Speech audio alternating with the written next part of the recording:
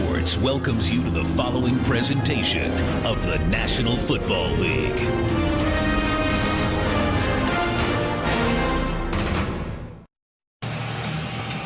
Moments away from kickoff here at Ford Field in Detroit, Michigan. And Brian, for a franchise that has not been in the playoffs since 1999, they love to know they're in the hunt. Now, there's so many scenarios and so many games left to be played that we'd be here from now and next Tuesday. But the bottom line for the Lions, just win. All you can ask of a team in December is to be relevant, to be making a playoff run. They haven't been here in a long time. This is new territory for them, but I think they're up to it. Let's remember their December last year, where they swept the month, had 4 wins. Jim Schwartz pointed that to say that prepared us for the run we've got to have this month. Well, the Lions have won the toss, selected to receive, so Ryan Longwell is set to kick it away. And waiting back in the end zone, Stephon Logan. Longwell puts a right foot on it. And at the 2-yard line, here's Logan. Out across the 20, and he brings it all the way up to the 28-yard line. Same group has been intact up front for Matthew Stafford, who for the first time in his very young career is playing a second Sunday in the month of December. Well, if they're going to get to Calvin Johnson on the outside, and that's what they want to do, they're going to have to first hit these 2 tight ends, Pettigrew and Scheffler. That's going to bring the coverage about to where they can maybe, just maybe, get one-on-one coverage on Calvin Johnson. Should be noted, again, Detroit without running back Kevin Smith. Re-injured his ankle in the loss to New Orleans last Sunday night. They put it in the hands of Nate Burleson. And that's a gain of close to 15 on first down. Minnesota on defense. Jared Allen, who has 14.5 sacks on the year, had 3 of them in the first meeting between these two teams, a game won in overtime by the Lions. And we talked about in their secondary, they're getting healthier in the secondary. Asher Allen is back in the lineup. They missed him last week when Tim Tebow kind of tore up this secondary of the Vikings. You and I were at Mall of America Field last weekend in Minnesota, and that was a thriller right down to the final seconds. Stafford in trouble and is able to get back close to the line of scrimmage. He's dropped by Kevin Williams. You can see Calvin Johnson at the top. Look at this over the top. He's going to see this all day. A safety high over the top with someone underneath. As I said earlier, whether it's the running game, whether it's the check down to the backs, whether it hits the tight end, you got to make those safeties come down out of that configuration to get the one-on-one matchups with Megatron. Loss of a yard, second down and 11.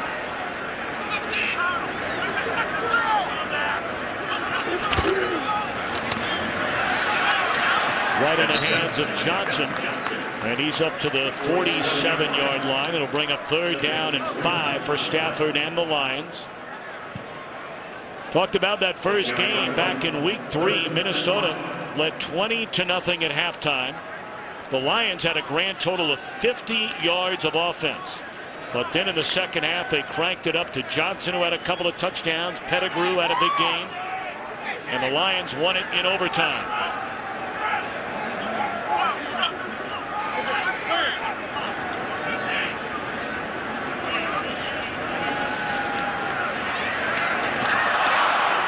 Too low to Pettigrew. And if there's one chink in the armor outside of the interceptions that Stafford has thrown, he has not been a good third down passer this year. And that has something to do with the accuracy. Those are the questions on Matthew Stafford coming in. I think he's overcome that question. He is an efficient passer. Obviously, he hit that stint with the bad finger where he wasn't. But that's where it's going to show up on third down. That was a very inaccurate pass. Ben Graham puts a foot on it. A fair catch by Marcus Sherrills. 43-yard punt. Christian Ponder against the Detroit defense when we return. Game on Fox is sponsored by Southwest Airlines. Find our fares online only at southwest.com. Vikings starting this drive inside their own 10-yard line. Last week, 6 drives began inside their own 15, and for a third straight week without the great Adrian Peterson in their backfield. And on first down, Ponder to throw. The ball is loose. Recovered for a touchdown. stripped away by Averill, and Stephen Tulloch is on top of it in the end zone.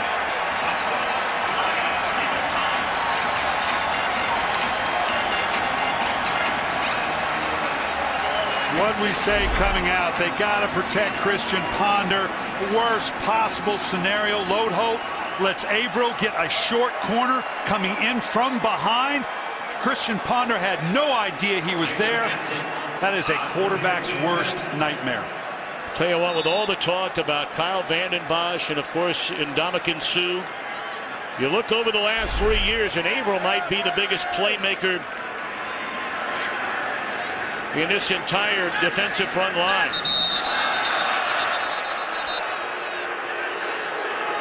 Averill has now forced 6 fumbles this year. He has 8 sacks. And the key is obviously when you can have a Cliff Averill on one side and a Kyle Vanden Bosch on the other. That's the difficult one. Defense, number 69. Detroit has elected to take that penalty on the ensuing kickoff. For 69 for Minnesota, that's Jared Allen.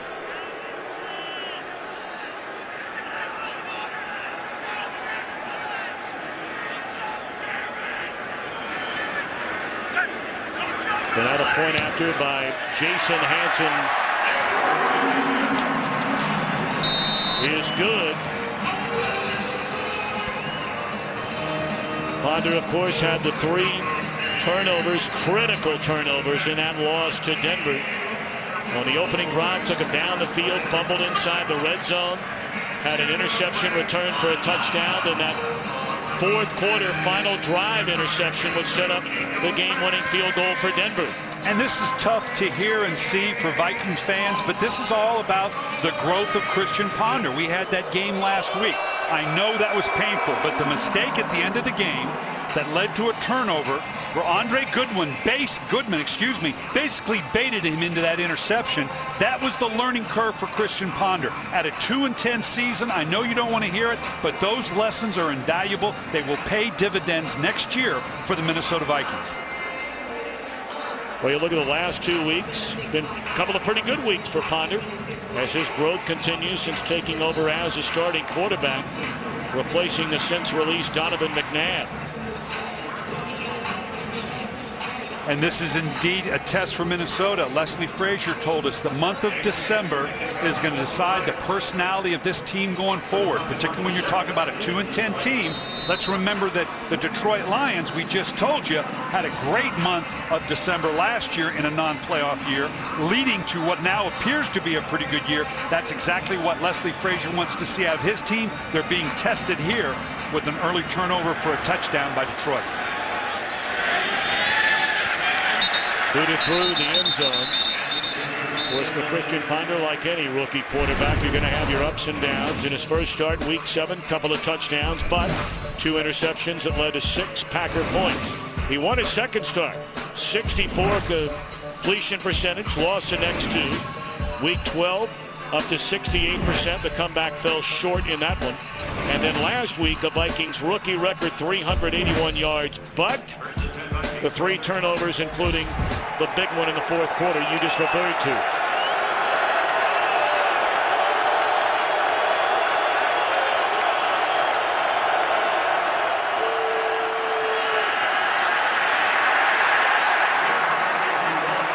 Gerhardt cannot escape the tackle of Cliff Averill. He was there in the backfield to slow him down. Take a look at Minnesota offensively. Gerhardt coming off his best day in the NFL, rushing for 91 yards last week. We've already seen the challenge that these tackles have to deal with. On the outside, Devin Aromashodu had a good game last week. He needs to have another good game to help open up Desante Shenko on the inside. And of course, Percy Harvin has never been better than he has been the last 2 weeks, with the team missing Adrian Peterson. And here is Percy Harvin. Turns the corner and big yardage for Harvin. across midfield to the 49-yard lines, and Harvin had a career-high 156 receiving yards and 2 touchdowns last week. He also can do it in the run game. Watch Vanden Bosch here, right here. He gets collapsed. He buys the run action. That's what you're looking for on this type of reverse. This has to be what the Minnesota Viking running game is going to be, with Gerhard inside pounding away. They've got to create explosive plays without Adrian Peterson. That's one of them. Good blocking down the field there by the rookie tight end Kyle Rudolph. And now Ponder, terrible decision there, throwing into triple coverage.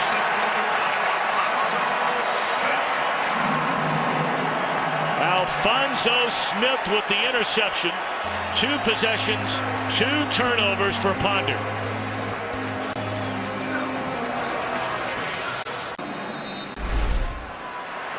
Here you have to see, did Alphonso Smith have the ball? A legal catch looks like it does. It does not hit the ground. He had his hands under it. Certainly it moved around, but it never touched the ground. So that's clearly an interception.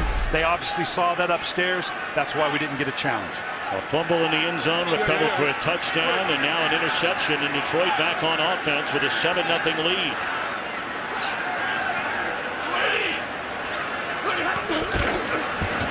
First carry for Maurice Morris. Of course, the Lions will not have their leading rusher through the remainder of the season. Javid Best on the injured reserve list. I've got to go back to this interception. Last week against the Broncos, he threw the exact same interception. You can see right here at the top. Last week it was the linebacker, but now Alphonso Smith comes running underneath it. It was the same route, same combination. I've been saying Christian Ponder is learning from his mistakes. I don't know that he learned there.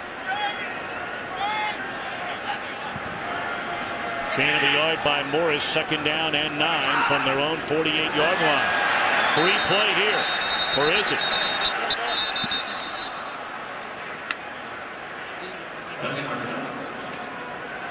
Neutral zone infraction. Defense, number 96. 5-yard penalty, 2nd down. That's Brian Robinson, who suffered a concussion in the loss to Denver last week, but went through all the series of tests and pronounced fit for today's game. I get asked all the time about why isn't that a free play. It has to do how deliberate the offsides is, and you don't want unabated to the quarterback because of an injury. Had it been more subtle, they might have had that free play.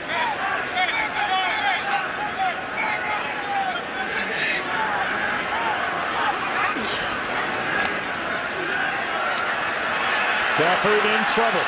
And down he goes all the way back at his own 42-yard line, and there's Jared Allen. Allen had some rather nasty comments about the city of Detroit, Michigan leading up to this week, and a hearty round of boos for him. Well, Allen and Robison, they have 2 outside pass rushers just like Averill and Vanden Bosch, and when you have to protect both sides, that caused the hesitation on the outside, and then Jared Allen got to finish it off.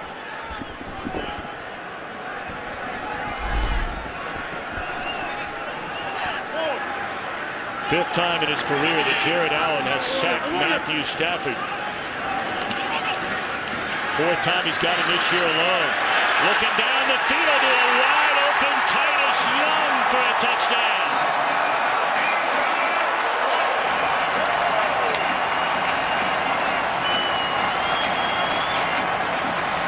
Young, of course, who saw a lot of time on the bench after that unnecessary roughness penalty in New Orleans on Sunday night. But the home run ball here.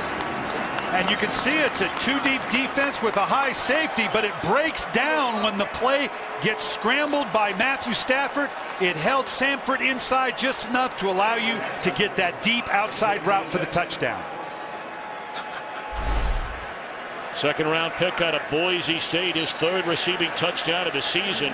And for Ponder and Minnesota, 2 turnovers resulting in 2 touchdowns on both their possessions. They're going to review that scoring play. We'll be back. Scoring play. Did he break the plane of the end zone before the ball was stripped by Jamarcus Sanford? And it's a legitimate review. It does look like he crossed the goal line. And keep in mind now, it's not a question of whether he had possession. This is not the process, as we can see here. Yeah, he had He was a ball carrier at that point. Once the ball crossed the plane like any ball player, then now it's a touchdown. And here's my concern right here. You just talked about Titus Young and kind of the mistakes he made last week. Look at the way he pulls up. This is not finishing. This is something Jim Schwartz, along with some of the mistakes they made last week, this is something that needs to be addressed for this team if they're going to go to the playoffs. Going after is good. Matthew Stafford, 15th straight game with a touchdown pass. This one to Titus Young.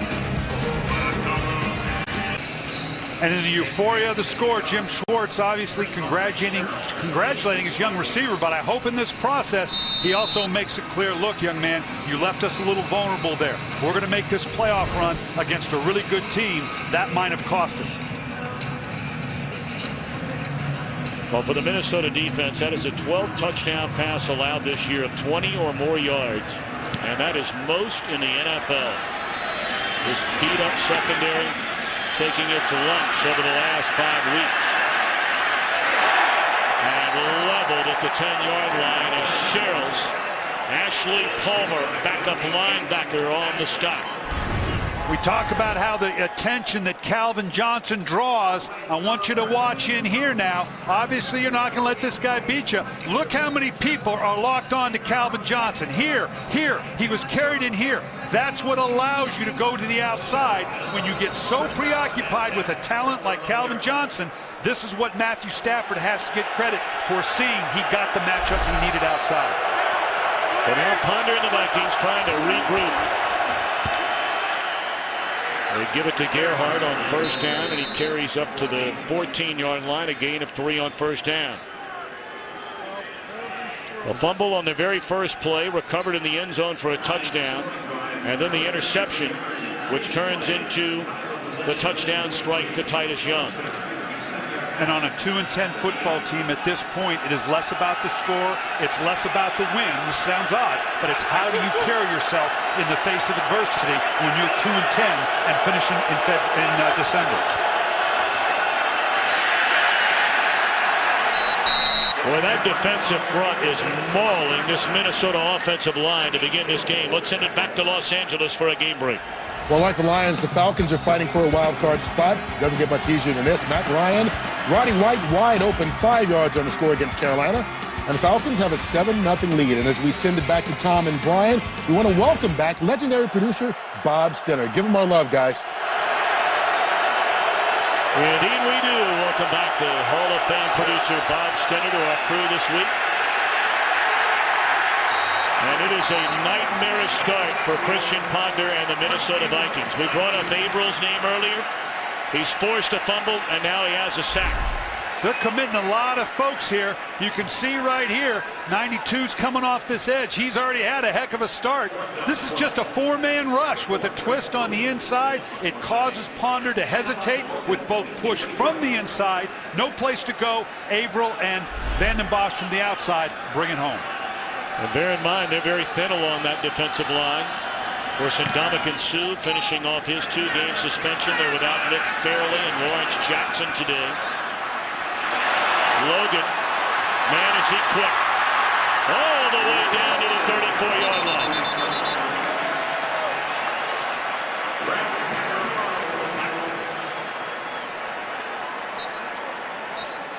Well, I don't know if you can have a tougher start than Minnesota's having right now. Their front 7 defensively, which is probably the last strength of this team right now, has to step up and try to get some control. The offensive line of Minnesota is collapsing. Christian Ponder has already thrown in an interception and a fumble. Defensively, they've been victimized down the field. This front 7's got to take control of this game, or try to get control of the game, I should say.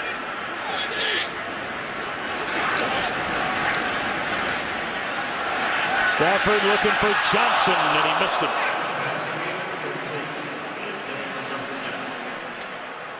We talked about Matthew Stafford having here an injury against the Broncos, a square hit on that index finger, trying to shake it out. He had to wear gloves in the Chicago game you and I had, Tom, and he just couldn't get any action. Look at how that index finger is not putting pressure, but now today in his warm-up, he's back. He feels good about it. He even gives a wink to one of his guys here and says, you know what, I'm okay. Yeah, last week was the first time he played without a False spin, start. played without a Number glove. 77, offense. 5-yard penalty, second down. Sherrills committing the penalty. We talked about the Sunday night game when he threw for over 400 yards, not wearing the glove, not wearing the splint, and obviously not wearing either one again here today. The second down and 15 from their own 39.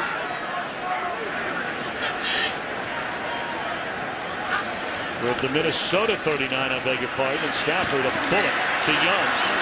And a nice tackle right there at the 34-yard line. Burleson on the reception.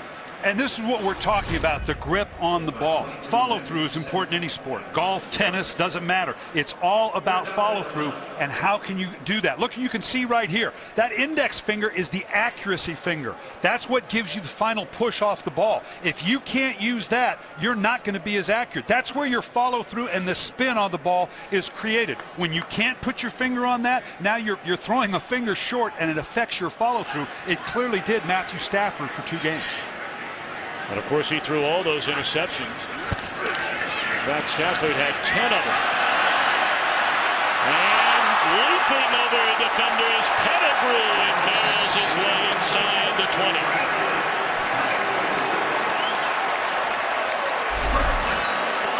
This is just a nice delayed. You love this with the tight ends. Protect, protect. Now I'll just slip out with a little inside tight end screen. Pettigrew going over the top. This is basically their running game. Without a solid running back core, these little dump offs to the back and the tight end, these are their extended handoffs.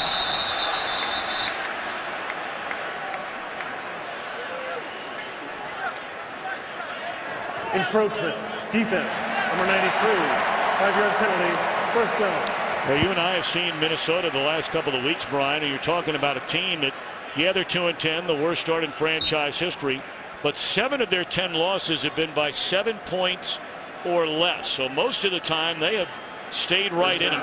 They're on the verge of getting blown out of the gym in this one. They are, and as we said, Leslie Frazier said, they're going to determine the personality of this team in the month of December going forward. But right now, that personality is being tested.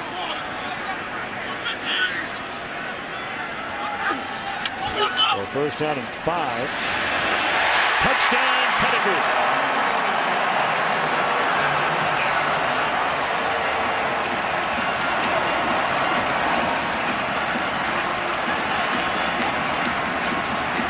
The big punt return by Stephon Logan sets up the short field in a scoring strike from Stafford to Pettigrew. I want you to watch here on the right side. They call off the rush with the back to the flat. They're guessing right now, trying to see who can hurt us the most. If it's Calvin Johnson, Titus Young has hit us. And all of a sudden you see Brandon Pettigrew.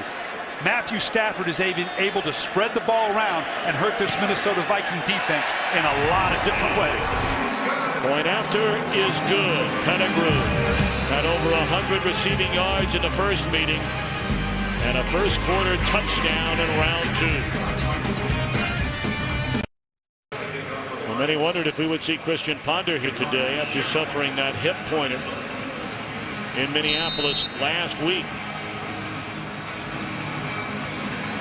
He's fumbled, but was recovered in the end zone for a touchdown. He's thrown an interception, which led to a touchdown.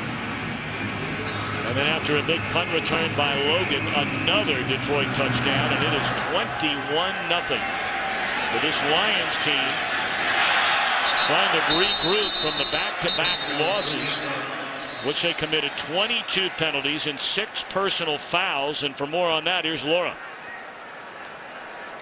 Wilson said the best thing that happened to this team was the last couple of weeks, all the media attention regarding their reputation and their behavior, because he said, we are not an 0-16 team fighting for respect anymore. That really sunk in. We are a team fighting for the playoffs. We can be aggressive, we need to be, but we can't be stupid. He said, I guarantee you we will not commit a foolish penalty in the month of December. I guarantee it. We know what's at stake. They're playing like it. Well, that is music to Jim Schwartz's ears if they can play that kind of football, because this is a good team.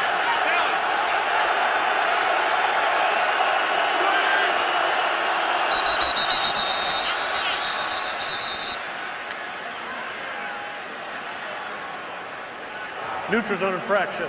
Defense, number 99. 5-yard penalty, first down. Well, management for the Minnesota Vikings came out and said Leslie Frazier will be back as our head coach, and I applaud that because in these circumstances, these players need to know who they're accountable to, and Leslie Frazier is measuring them up. We talked about defining their personality in the month of December, and that is their challenge. This is exactly the kind of game that's going to define that personality that he has to see who he wants back next year. In the hands of Harvin, spun out of one tackle, but then Averill came up and made the stop. Boy, Averill has been all over the field here early on. The first man to slow him down was Harris, but Averill was there to wrap him up. Averill already off to the big start. We told you about all the injuries to their defensive front. Yeah, and that so far that has been an issue for them. They're without Chris Houston and on the back end and Louis Delmas. Normally that would rack a defense, but particularly with this lead, they can be pretty passive with a 21-point lead on that back end. Gerhardt breaks a couple of tackles, and he has a first down up to the 35-yard line. Gerhardt looked good last week. It's a different style of running than obviously with Adrian Peterson, and if you're not used to it, and the Detroit Lions didn't see a heavy dose of Gerhardt the last time they played because Adrian Peterson had a big game, you got to learn this is a big man, this is a powerful man. He's not going to get necessarily the explosive plays, but he's going to pound away and get you those positive yards. 15-yard run for Gerhardt.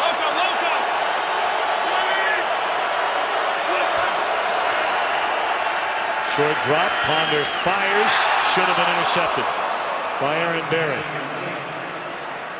So let's fire it out to the West Coast to Kurt Menefee for a game break. Cam Newton tapping into his inner Tebow, fakes the run and then a jump throw. Finds his tight end Jeremy Shockey for the 6-yard touchdown. Tying the game with the Falcons at 7 apiece as they start the second quarter. Tom, Brian, and Laura. You know, Brian, you hear the term scoreboard watching a lot in baseball when you get down to the final few weeks of the season. I gotta believe a lot of the Lions fans, anyway, will be scoreboard watching to see what Atlanta does. Here's Lorenzo Booker for a big carry. Ball is loose, scooped up by Aromashadu. And they'll mark that ball inside the 40-yard line, if not right at the 40. Just kind of a delayed draw here with a trapping action by Kleinsasser, and all of a sudden, if he hadn't got knocked sideways just a little bit, this thing might have been out the gate. This is the only luck that Minnesota's had all day. After a fumble, Aromashadu comes up with the ball. Harris stripped it out of there. So they put it at the 41-yard line.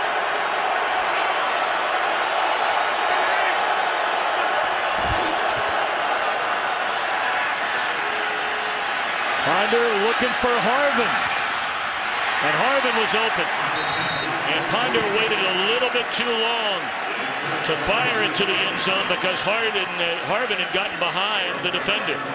That ball needed to go up earlier. That's hard to do when you break contain here. You can see Harvin short motions from the outside.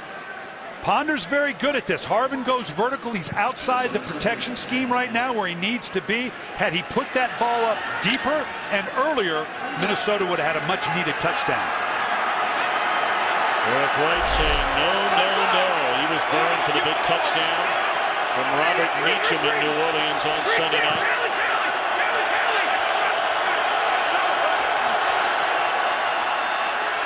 And wide open is Visanthe Shenko, and that's a first down to the 22-yard line. Well, I'm going to go out on a limb here and say somebody made a mistake because they brought pressure off that strong side. Whoever was supposed to drop and run with Visanthe Shenko did not do it. I can't believe that they were expecting the safety, Chris Harris, to jump down that far. I think one of the blitzers needed to stay with Shenko. Short drop. And that one through the hands of Shenko. Low thrown ball. Second down. Tom, you talked about the Detroit fans watching the scoreboard and scoreboard watching. As a coach, you don't want your players doing it, but you're up 21-0. I guarantee you they are. And you know what? I'd be surprised if Jim Schwartz didn't take a peek at that board every now and then as well. You don't want to do it, but you got to keep your focus. They know what's at stake. I don't know if Gunther Cunningham is watching the scoreboard. No, I can promise you, he doesn't even know where the scoreboard is. Marvin on the carry. Inside the 20, down to the 16-yard line. Boy, he is one intense guy after all these years, Gunther Cunningham. And when you look at Gunther Cunningham, I've been coaching against Gunther, tried to hire him a couple times. There was no one more intense. No one dog cusses his players more than Gunther Cunningham, but no one loves to coach more than these guys as well.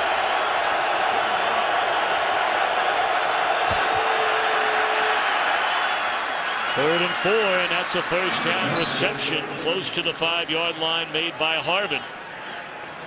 So now Minnesota with a football, first and goal. Now let's keep in mind now, we talked about a Minnesota team that how's it going to answer this challenge. This is pretty good. You can see right there, special zebra. What that is, it's telling the defense what the personnel group is. That's not the call of the defense. That's telling everybody on the field who you have in the game, and then now you can go back to your preparation. What does that usually mean? What a beautifully designed call there, and executed for a touchdown to Basante Shanko. Took everybody else to the back of the end zone and just lay it off for the tight end. His third touchdown of the year. He actually starts up in the backfield, shifts up. This is not unlike, or excuse me, just went in motion. Chip, this is not unlike what we saw with Pettigrew. The same play we saw with that little tight end screen can be very effective when you've got a tight end that's initially blocking and pass protection and then leaks out late. Point after is good by Ryan Longwell. So Ponder and the Vikings answer after this dreadful start.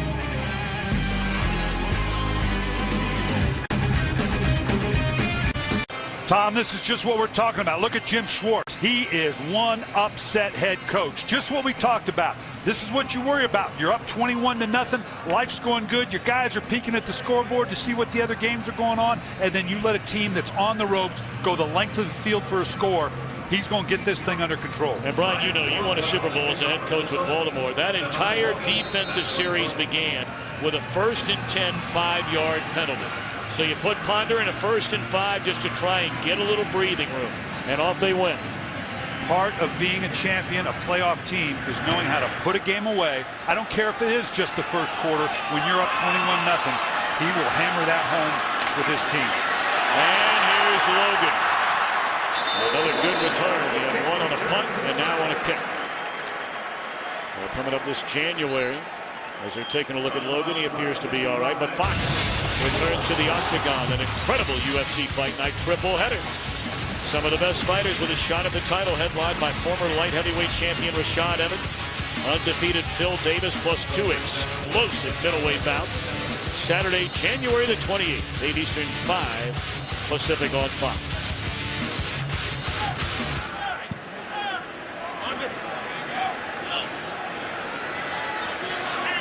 21-7, a minute 44 to play in the opening quarter. Stafford to throw it on first down. Looking around. Finds a receiver for a gain of maybe 3 yards. Caught by Maurice Morris. And you look at some of the numbers. The takeaway is the key. And the points off the takeaway. Always. Turnovers are always going to be a major determinant. I like the way Minnesota responded. Right now, Jim Schwartz knows he's telling Scott Linehan, I need a well-orchestrated drive. You want to take a shot for a touchdown? That's fine. But we just unraveled a little bit. My offense needs to show it's under control. And not do that. That's exactly what I'm talking about. False start. Number 87. Offense. 5-yard penalty. Second down. And Jim Schwartz knows it. You start as a coach, you start to see it unravel a little bit. You're up 21-0, and I guarantee you, it sounds negative, but guys, how do we hold this together? A lot of things can draw your focus away, but right here, the pre-snap penalties, just like that, that drives you nuts. You can't do anything with playing penalties. That's just playing. The post-snap knucklehead stuff, he's addressed it. But the pre-snap penalties, that's the lack of discipline that drives you nuts as a coach. Second down and 12. And they find Pettigrew, who committed the penalty. Gets a big chunk of it back. It'll bring up 3rd down and 2. And this goes beyond this game. When we sat and talked with Jim Schwartz, We've said it many, many times. The way they finished last year set them up for a good starting part of this year. They believe they're a playoff caliber team. The players have confidence. The players or the coaches have confidence. But you've got to deliver in crunch time. I know this is a struggling Minnesota Viking team, but this is crunch time. You can't have penalties. You can't have breakdowns like we've seen. They'll get it back, but it's got to be done. Well, they've struggled here this year on 3rd down and 1, only converting on 58%. That will go up. And again, it's Pettigrew. He got hit with a $25,000 fine for bumping an official last Sunday night. And in the first quarter, Lions lead 21-7.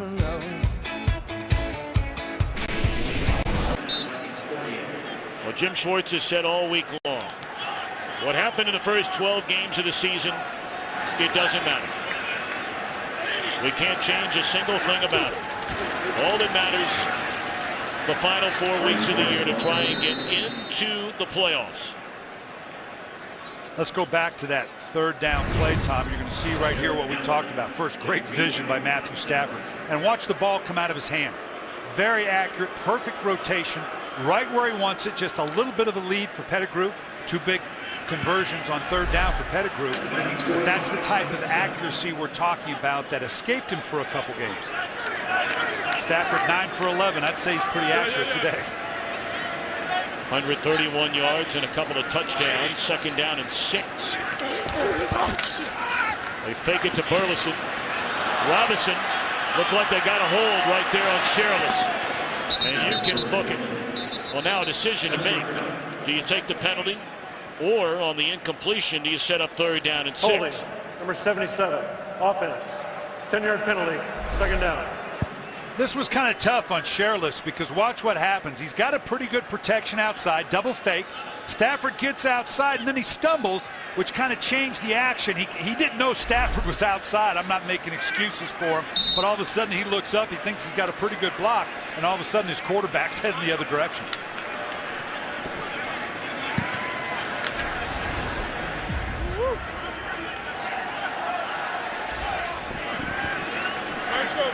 So a 10-yard penalty, 2nd and 6 goes to 2nd and 16.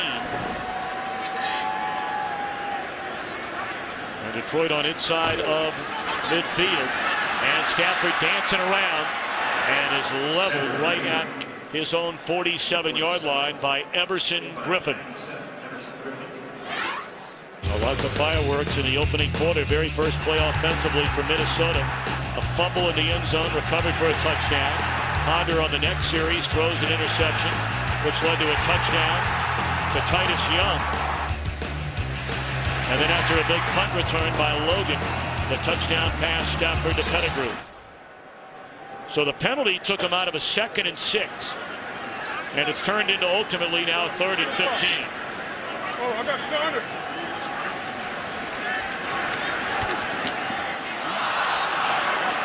Wouldn't have been anywhere close to a 1st down. So again, and you hate to continue to bring it up, but you know better than anybody, Brian Billick.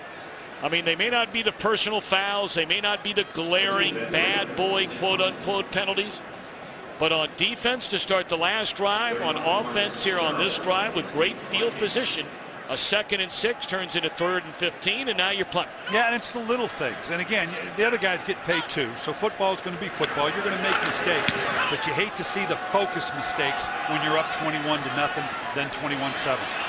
Went into the end zone, so Ponder and the Vikings get the ball for the first time here in the 2nd quarter, trailing 21-7.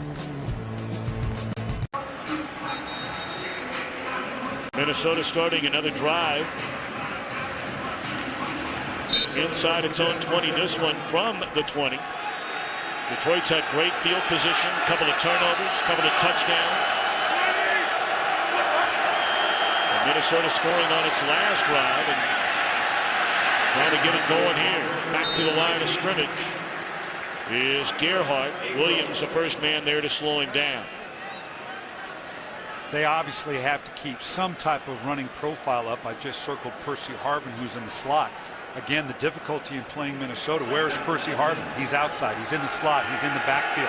It changes up your coverage rotation depending upon where he starts and where he finishes.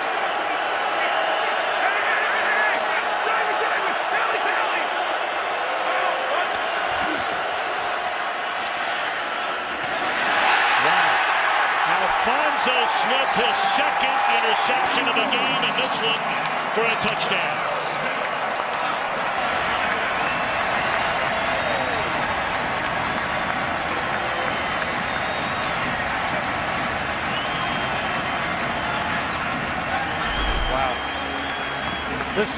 Christian Ponder, one of the things about him, people question his arm strength. You don't see this very often. The old square out. Most teams roll into their outside routes like that, so you get some speed. That gives the corner a chance to break down unless you're ready to run a stutter go. That was just ill-conceived from the beginning, and Christian Ponder way too late on the throw. That is now 6 turnovers for Ponder in the last game and a little more than a quarter. And 2 of those have been returned for a touchdown. Another on the fumble recovery here on the first play from scrimmage went for a touchdown. So Alphonso Smith getting playing time due to the injury to Chris Houston and making the most of it. Christian Ponder gazing to the stars, looking for some answers, standing next to Bill Musgrave, his offensive coordinator, and Leslie Frazier. Always, you got to coach. Always teaching. Look, work through this. We'll be here again. Now just put that behind you and move on. This conversation's a little bit more fun, I think, on the Detroit sideline than what this young man, Christian Ponder's facing. It's all about learning at this point. A little careless penalty there on Hansen on a kickoff. Kickoff out of bounds. And the kicking team. Ball be placed. 40-yard line. 1st and 10. Well, far more importantly than anything on the field, we'd like to welcome the men and women in uniform serving around the world, watching our broadcast today in 175 countries on the American Forces Network. We can't thank all of you for what you do. We hope you're enjoying our telecast today. God bless you all, and thank you for your service to the greatest country in the world. As you're traveling, not only during the holiday season, but every day, reach out your hand and shake a soldier's hand and say thank you. Harvard tripped up. Nice play made by Aaron Berry. And Berry is hurt. He was a young man, you may remember, that started a season opener as an undrafted free agent last year. Got hurt the very first game of the year. Boy, you reach out like that, I wouldn't even begin to speculate right now. He knows something's not right. And as we said, they're a little short-handed to begin with. Obviously with Louis Delmas and Chris Houston already out.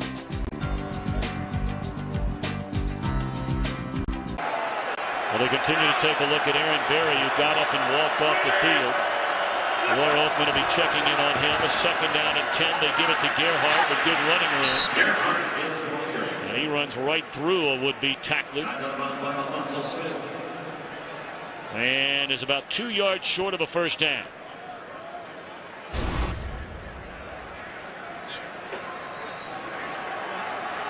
You know, it's a great changeup for Minnesota when they can get. You can see Vanden Bosch kind of limping off a little bit. And when they can get a changeup between Toby Gerhardt and Adrian Peterson when he's back in the game, it's a great changeup for Minnesota.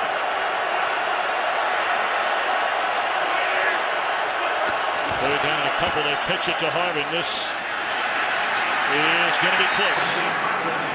What a play made by Don Carey, another backup member of the secondary who came in to replace Aaron Berry, who just left a moment ago. Loadholt on the right side here. That little kick step, come around downfield. Couldn't quite get there. Couldn't quite get there out in front. The secondary guy pulled down underneath. Carey understanding, I'm not going to take on Loadholt high. I'm going to crawl underneath and see if I can make the play that way. Well, nice play. Bring out the chains, and did he get it? Oh, no. Oh, that's hard to miss by that much. Oh, he's giving it to him. I thought maybe it was going to be short. That's the old Marv Levy line. You know, it's hard to place it that close. How do you guys do that all the time? Crowd didn't like it. Take a look at that. Here you have a team losing by 21 points. And you talk about it all the time, Brian Billick, turnovers. Exactly right, and it's always going to be a major determinant. Just got the ball out there. Remember, the yellow line is not official.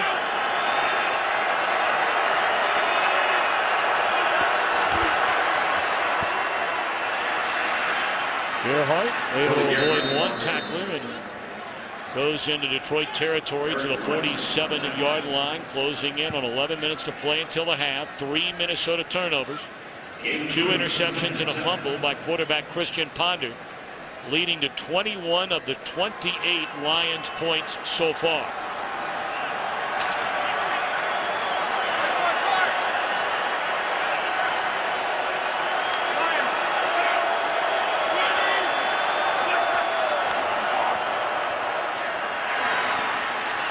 Harvin, soft spot in the defense and spins his way close to the 30-yard line for a first down. You see, just coming out of the slot here now. And I tell you what, this is just a simple little out route that I don't know if that's where he belonged with Schenkel on the outside, but we talk about the growth of Christian Ponder. This has not been a good half for Christian Ponder, but he's back there firing it. He's continued to move on.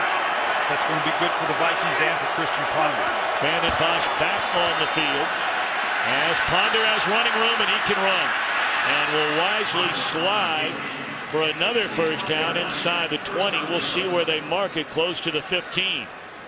Yeah, and that even hurt going down like that because that hip pointer is on the right-hand side. We've talked about, we've had Minnesota 3 weeks in a row now, and the speed of Christian Ponder, but you can see there, he didn't show the burst right there that we had seen in the earlier weeks. But even with that, nice conversion on to a first down by Ponder. I don't think he liked going down on that right-hand hip guard. Well, he's averaging over 8 yards a carry.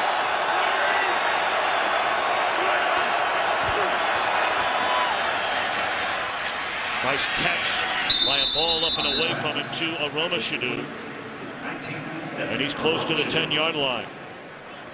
And this is what you see in Christian Ponder coming out. He's got great pocket presence. We didn't realize how good outside the pocket he is.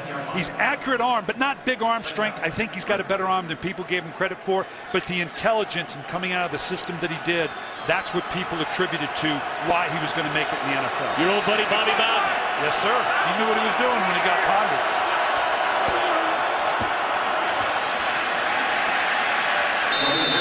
Gerhardt bottled up on second down and 3. Big Sammy Hill, big, long, thick defender out of Stillman. On the inside, this is where Detroit, and obviously without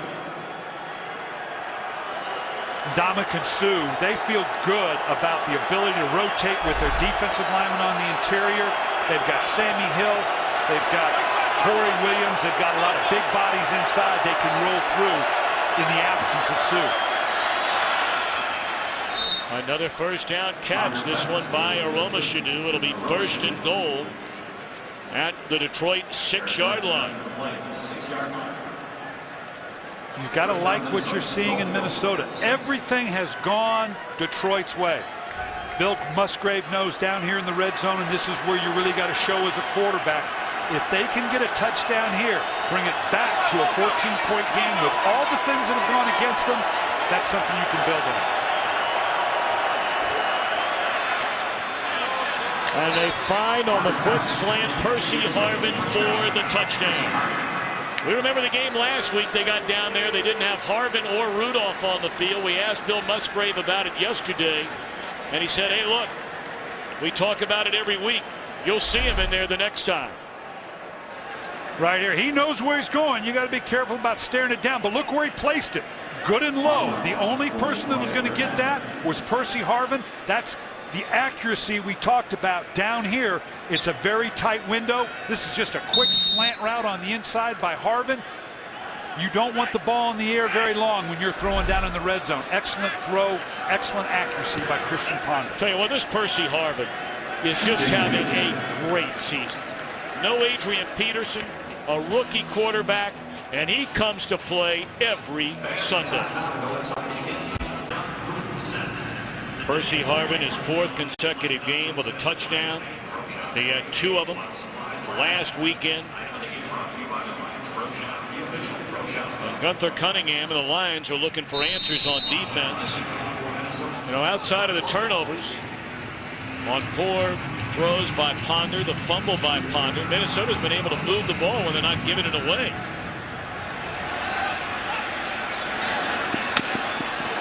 Very short kickoff, and it's fielded by Logan, who runs out of bounds. 7:35 to play until halftime. And speaking of, what's coming up on the Visa Halftime Report, Kurt Menefee? Coming up on the Visa Halftime Report, we'll have scores and highlights from Week 14 in the NFL, including a record-setting day for Patriot. And can the Jets continue to back up their talk and run the table? It's all coming up on the Visa Halftime. See you then. First down and 10, Detroit, number 16. Well, Gunther Cunningham right here, he knows he's got to get some things sorted out. The Detroit defense right now, 2 series down the field by the Minnesota Viking offense. Morris. Sanford coming up to make the stop. That'll be a gain of 4 on first down.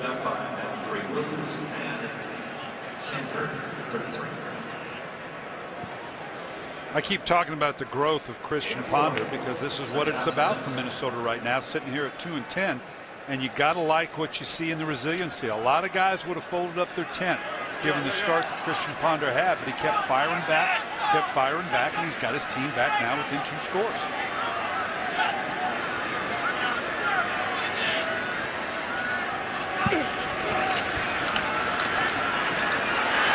Stafford chased by Allen and then ducked underneath. A tackle by Christian Ballard, rookie out of Iowa. So 3rd down and long coming up. I want you to watch Matthew Stafford here. You're going to get the pressure off the edge here, but that sense, this is the growth of Matthew Stafford. He knew what was behind him. See how he secured the ball, that little look? He knew there's got to be someone chasing me down here. This can't be that good. Protecting the ball in that way shows you a little bit of the growth. Matthew Stafford, this is his 26th start. It's usually that 25 to 30 start range where a quarterback really comes into his own and things start to slow down and understand the game. Well, the 2 sacks so far today by Allen. He has taken over the league lead from DeMarcus Ware. Big 3rd down here for the Lions. And is it a catch? No, it is not. Had an eye again on Titus Young, who had the big touchdown in the opening quarter. So now all of a sudden, it's 3 and out for the Lions on offense. Ponder and Minnesota will get it back. That was a heck of a throw by Matthew Stafford, but still not a conversion. And right now, Minnesota ought to be sensing it. This building has got quiet. They've had a good offensive series, a good defensive series. If they can get any kind of placement with their special teams. Boy, having a hard time understanding that end-over-end punt from your own 5-yard line. A very good field position.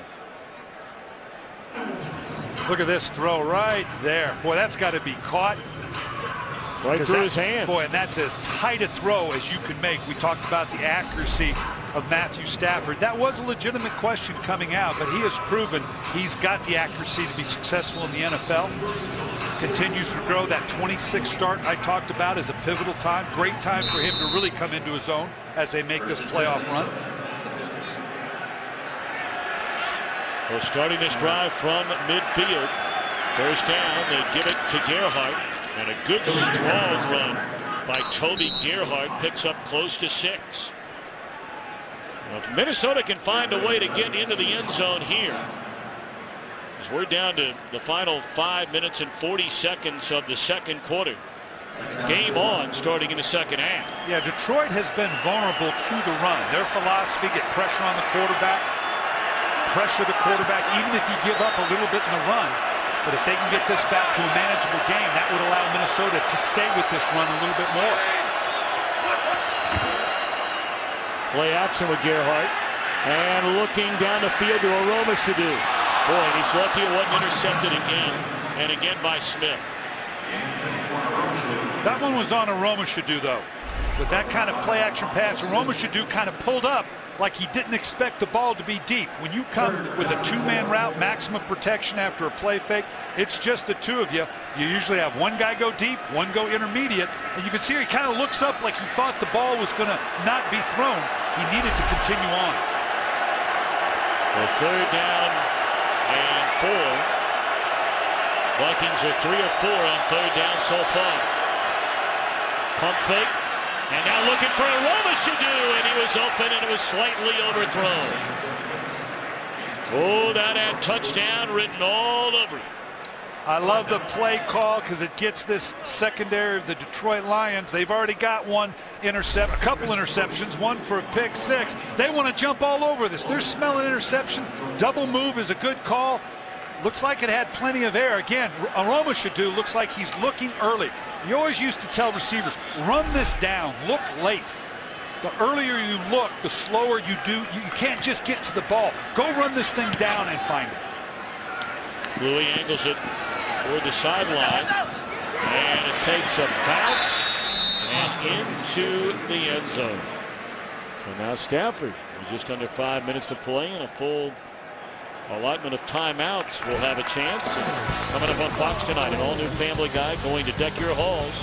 Peter and the gang, a wild holiday adventure as the Griffins celebrate the season as only they know how.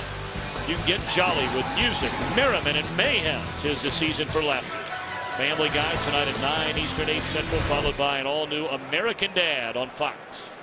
Great job right here. The Gunners got pushing. He's looking for the ball. Stephen Logan faked him out. Fair caught right there. Here I am. Come get me. Let the ball go in behind you. Great special teams play by Stephen Logan. Put in the hands of Burleson, and that didn't fool anybody. Read beautifully by Aaron Henderson, the younger brother of middle linebacker E.J. Henderson. Aaron in his first year as a starter. What do we always say? You cannot let a team get outside the perimeter of the defense, force them back inside. Nice job holding off the block of Will Heller and forcing it back inside.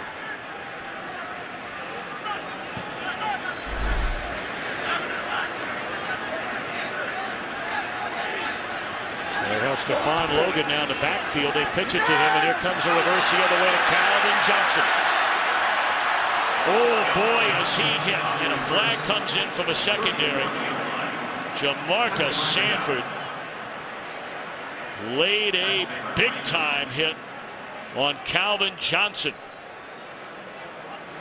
Holding, number 80 of the offense. 10-yard penalty, replay, second down. That's against Maurice Stovall. Got to put the ball away, open field, nice. You know, this is obviously a legal hit there. This is a ball carrier. This is a big man, Calvin Johnson.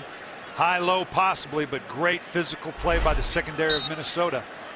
He's going to be okay, but right now he's wondering, let's don't do too many more of those, okay? That's a great play call, but let's let somebody else do that, okay?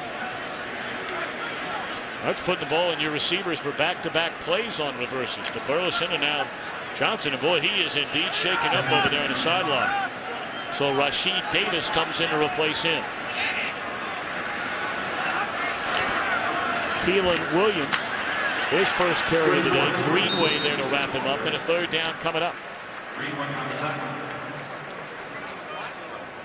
And Detroit has had to come up with these creative ways to run the ball. Here you can, again, one more time, it's always good to see a good aggressive hit. Take on a big man low. You take him low, I'll take him on high. But Detroit, because of the injuries in the backfield, they have come up with these creative ways to run the ball. Third in the yard. I'm not sure Keelan Williams got there. He tried to stretch it out with his left hand. LaTroy Guyon, the first one there to spin him back to the inside, and he didn't make it. Again, the yellow line is not official, but it's darn close. And he just, nice hit coming up late. E.J. Henderson at the last second, keeping him from getting that half a yard, that half an inch for the first down. Nice finish by E.J. Henderson. Well, you know, so often, Brian, you talk about, you know, this being a passing league and all the numbers that are being piled up. We brought up early in the game, this Detroit team on third down and 1. As this is Sherrills from his own 15, and he got a big block. Penalty flag comes down, and maybe bringing it all the way back. But just to finish that thought, as another flag comes in, Detroit on third and 1 is only converting a little better than 50% on the year. Here we can see getting outside, and it looks like, I don't know if this is what they're calling it on. Got to get the head in front, just enough on the back. That's going to get called. Coming in on that backside.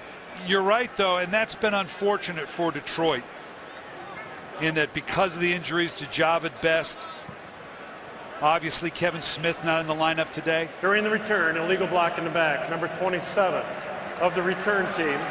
10-yard penalty, 1st and 10.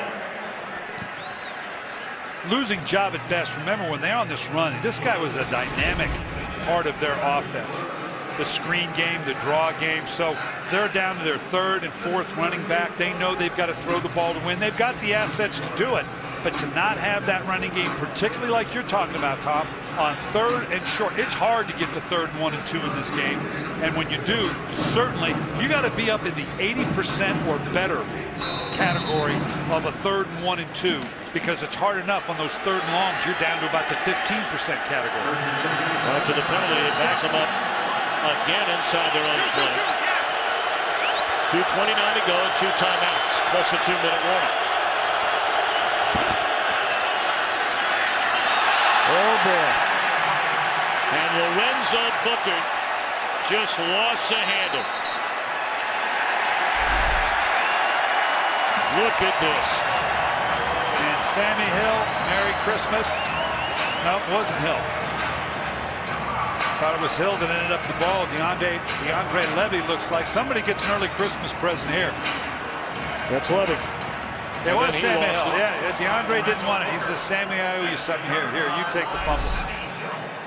Wow, you're right. Except for the turnovers, Minnesota can feel good about what they've done, but the turnover is always the great equalizer. 4th turnover in this first half. Detroit first down and 10. The Vikings 16. Just didn't had his eyes downfield, had the pocket, never really got a handle on it.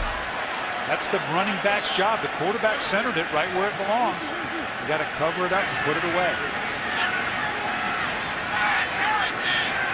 And now a chance to build on this 14-point lead after the 4th turnover. And Stafford just has nowhere to go with the football, and he is sacked again. That's a 3rd sack in this game for Jared Allen. He had 3 of them against Minnesota the first time they met. Frustration for Leslie Frazier. 4th turnover of the half. We've reached the 2-minute warning. 6 sacks for Jared Allen in a game in nearly a half against Detroit this year. And he now has eclipsed triple digits. 100+ career sacks. Most in the NFL going back to when he first came up with Kansas City in 2004.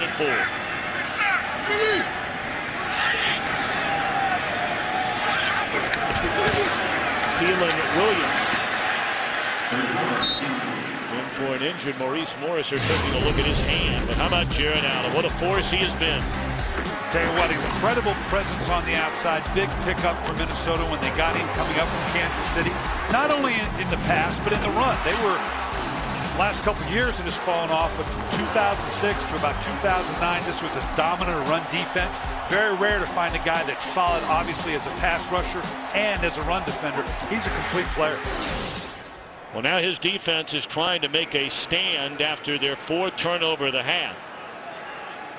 And limit Detroit at the very minimum to a field goal try. They're going to let the play clock get down to 2 and call a timeout before 3rd and 6. Well, Brian, while we have a moment, you know, you take a look. Detroit, Atlanta, Chicago without Jay Cutler, without Matt Forte, at least for a while. We don't know for sure how long that will last. Forte will not be back this week or apparently next week. And then, of course, you have to throw in the New York Giants with a 6-6 record.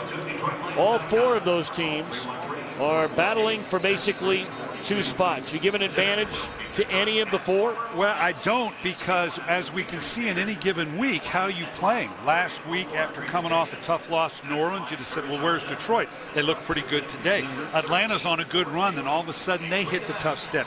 The interesting combination is both New York and Dallas because they're still vying. That's probably the one division still left in the NFC. The West is taken care of by San Francisco.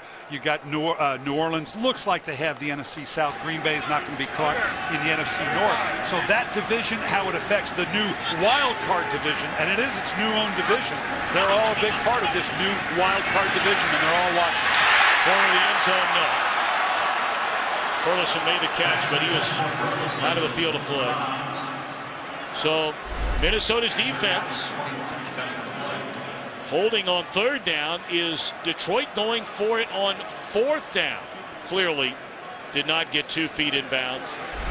It looks like Jim Schwartz, nope, now he's sending out the field goal unit. Yeah, and this is the smart thing to do to get some points going into the half. You'd like to have the touchdown. It's a 2-score differential. After absolutely everything's gone your way, to put this now at a 3-score differential is the right thing to do. See that play clock, and they're not going to be ready. And now they're going to set the quarterback. And did they get a timeout? They did get a timeout. Yeah, he knew he was short, so he had to get up and get that timeout call. And Sean Hill, who's the backup quarterback, also the holder. So coming up on the Visa halftime report, Kurt, Terry, Howie, Michael, and Jimmy. Patriots looking for their first win ever in the nation's capital. How about that? And the Jets, Jets, Jets. Your old buddy Rex Ryan saying they're going to run the table. You don't want to let them get that swagger back. Believe me, they start to get a little momentum. They can be dangerous. It can be reviewed since we have yet to have a snap since that play. Well, they're reviewing with under 2 minutes. They're reviewing the catch made in the corner of the end zone a moment ago by Burleson. Now, and we saw this is not going to be a catch because he doesn't have the feet down. He's out of bounds. He only has the 1 foot. But this brings up the point here.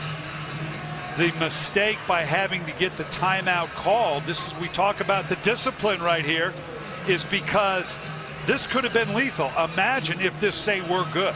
And because you couldn't get the ball snapped, you now let a score happen. This is the type of progression we're talking about here.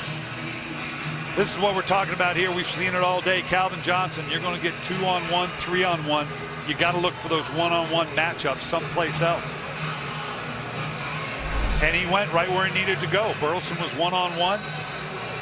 This was able to be reviewed, just so everybody's very clear, because we did not get a snap off. Obviously, inside 2 minutes, that comes from the booth.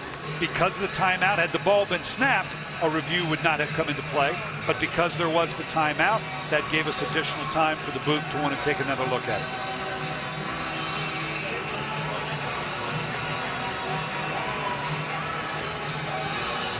Well, Jason Hanson is concentrating on getting ready for this field goal try.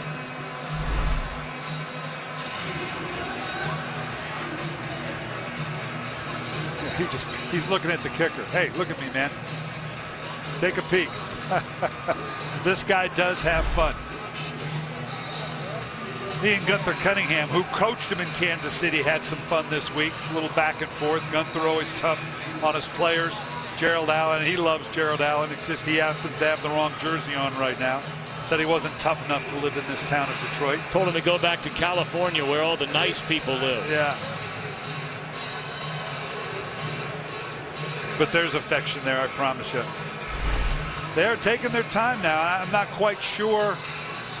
Again, clearly there is possession through the process. The thing never moved. He has it all the way, but there was no point. Was he in the end zone? After reviewing the play stands as called. Incomplete. 4th down.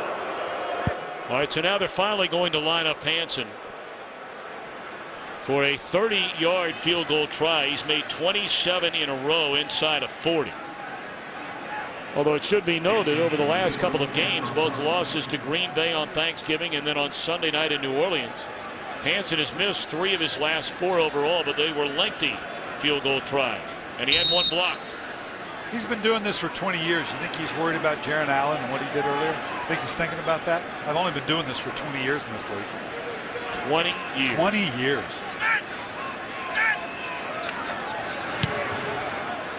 Evidently right not. down the middle. Evidently not. Most points in the first half of the game for the Lions since 1985. Wow. And they have been gift wrapped. 24 of them. 24 of the 31.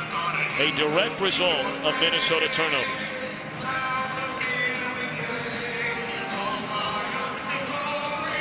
But Minnesota, you have to be impressed with the way they've responded. It's not looking real good right now.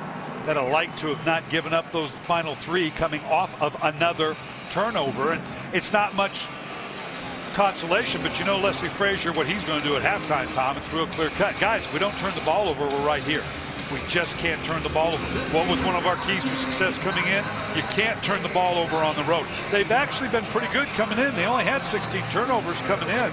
But I remember the last time we were in this building, Detroit they were a league low, I think 8 turnovers or something, and they had, what, 4 or 5 in that game that we did. So you never know when that turnover bug, it's like shanks in your golf game, right? I'm not a golfer, but all of a sudden it just shows up. That's why I quit playing, because they showed up a lot. So 1:05 left, and again, remember, Minnesota has all 3 timeouts remaining, though this drive will start at their own 20. Ah, yes, Friday, January the 6th. The Cotton Bowl.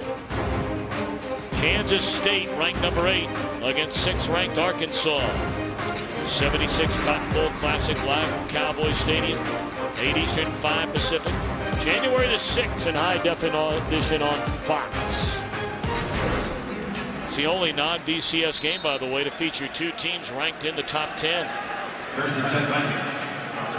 22 penalties the last 2 weeks. That's been well documented. 6 of the 22 personal foul penalties.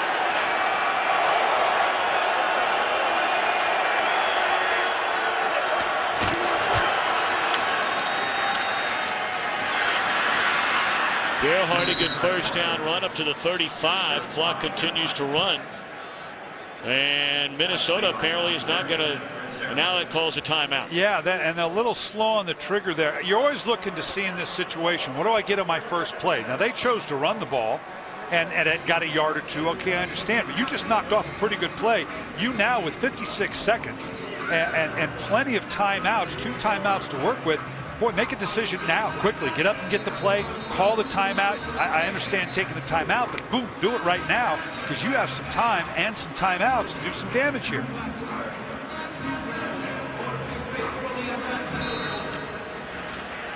First and 10 Vikings.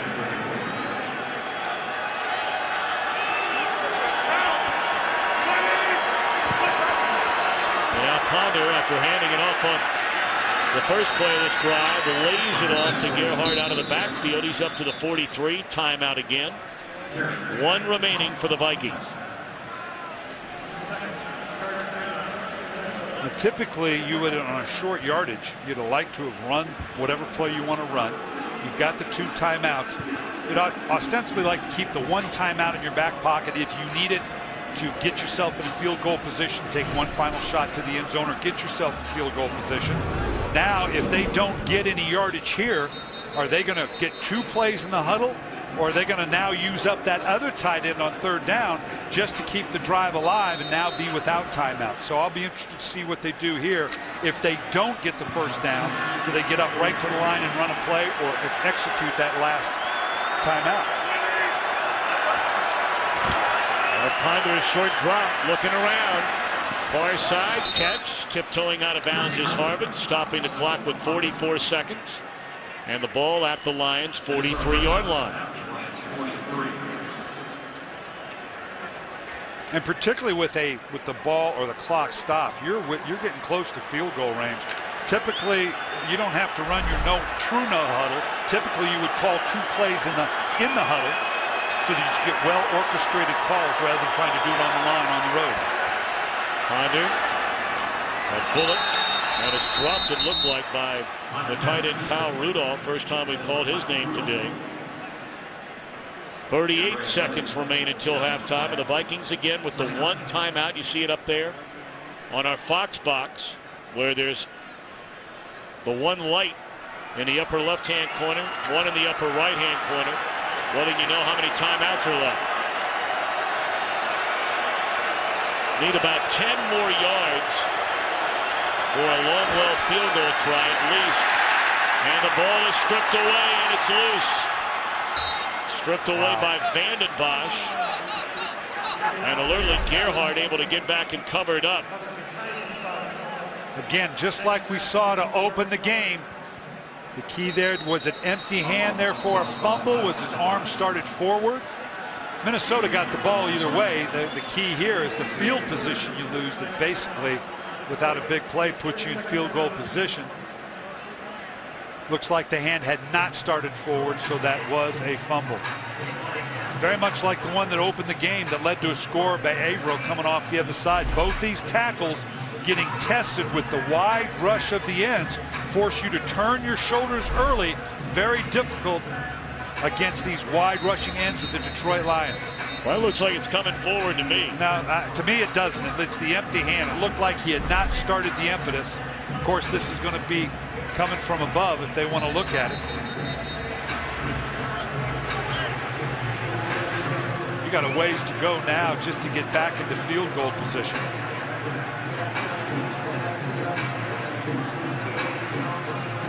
Well, the timeout was called by the Lions. So it's 3rd down and 25. And they're going to take a knee.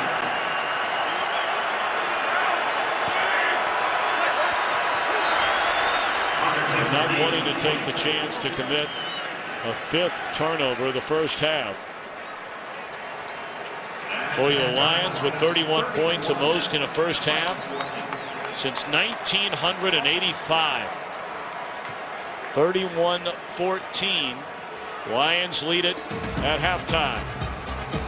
Let's go to Kurt Menefee in Los Angeles. Time for the Visa halftime report, which begins right now.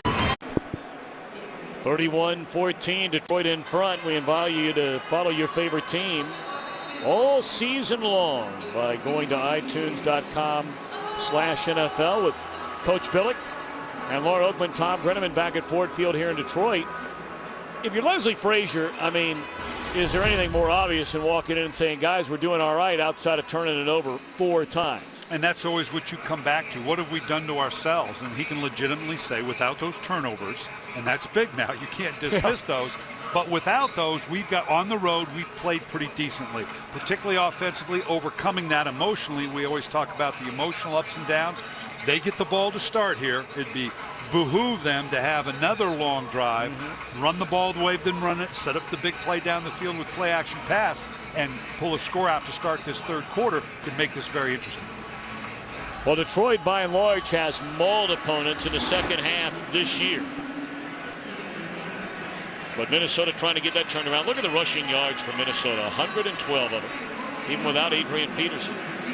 But only 59 passing yards, and of course, the 4 turnovers, 24 points the Lions turn those giveaways into. And here we go to begin the second half.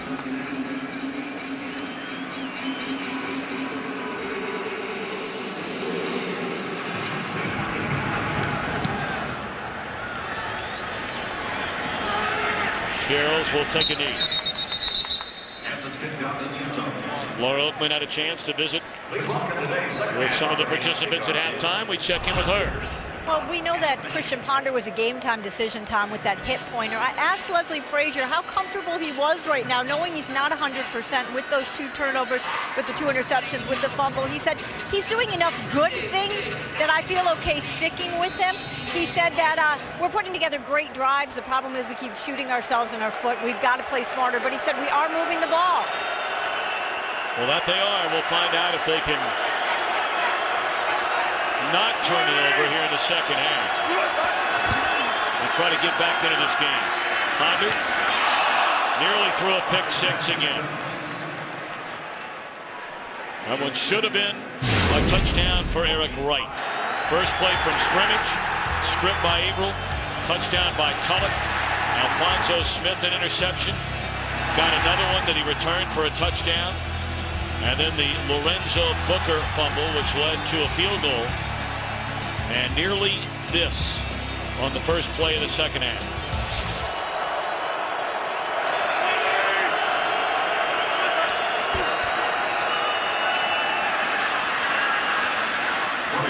Good, strong, hard running by Gerhardt. That's a first down carry, a gain of 12. What about Jim Schwartz, Laura Oakman? Well, with all this talk about their behavior, the penalties, I asked Jim Schwartz, what'd you tell your team about holding on to this lead? He said, I didn't tell them to hold on to the lead. I told them to go get more of a lead. We're going to make a defensive stop, then we want to go out there and score. They may have to do that without Maurice Morris, the running back, questionable with a chest injury. Safety Aaron Berry, he is out with a shoulder injury for the rest of the game. All right, Laura, thanks so much. First down, Vikings. Opening possession of the second half, right back in the hands of Gerhardt. He's chopped down by Wright after a gain of close to 4. Talk about what the Lions have done in the second half this year. They've scored the most points. They've allowed the 6th fewest points. And look at that differential. Well, and one of them was in their first game with these Vikings. They were down 20-0 at half and came back and won that game in an overtime. So certainly the Lions have got to pick up that same sense of urgency as though they're behind. Play action, Ponder to a wide open Aroma Shadu, and he has a first down to the 40. Well, you can see how creative Minnesota is. Again, you got Harvin in this reverse bone, and typically they'll motion him out of there, go ahead and hand it to him. The play fake there has drawn the linebackers up. We are seeing Detroit playing a little bit more 8-man box because of the way Minnesota is running the ball. That allows you that one-on-one matchup on the outside that we just saw to Aroma Shadu.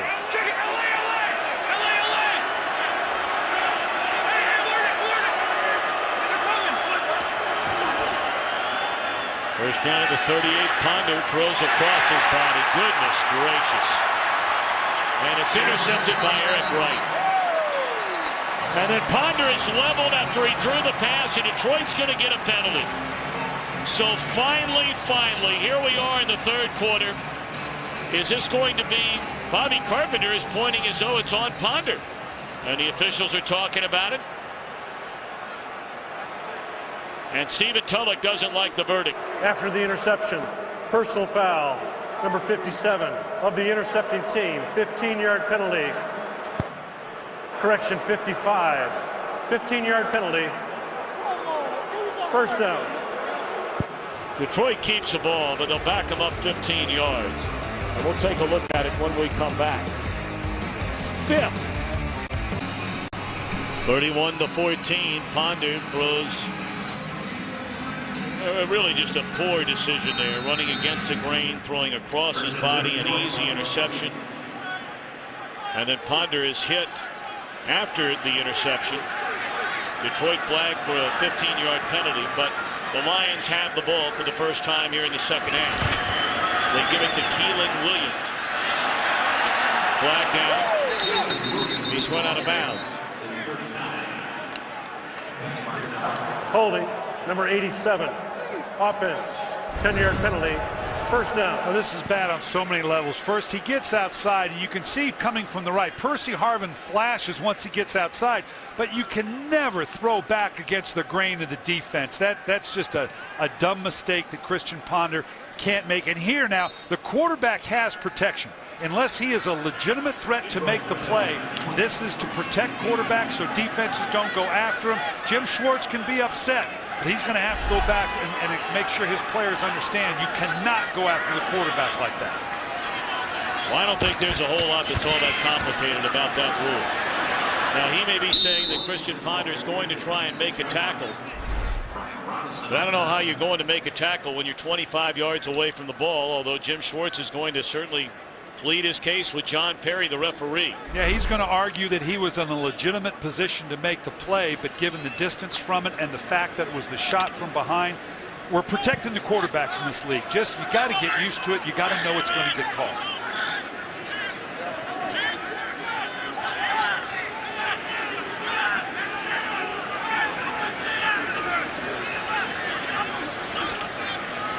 Stafford steps into the throw and makes a good one. It's Calvin Johnson, and that's a first down up to the 40-yard line. Joe Webb is starting to get loose on the Minnesota sideline. He's a backup quarterback.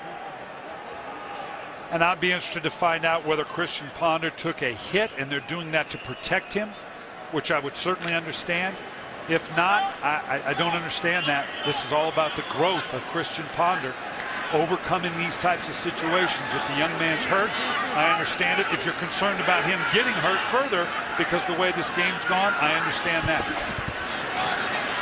Morris back in the game for the first time since he left in the first half. And Pettigrew makes a reception. Clock continues to run. He's out of bounds at the 44. They'll mark it. Second down coming up. And this is where Scott Linehan would like to have developed, or would like to develop more of his running game as they go forward, whether it's in this playoff run or actually getting into the playoffs, the presence of the running game. And Scott Linehan, this is a guy that wants to run the ball. This isn't, hey, I'm content to throw it up 45, 50 times. He wants to be able to run the ball. They've just been out of running backs to do it effectively.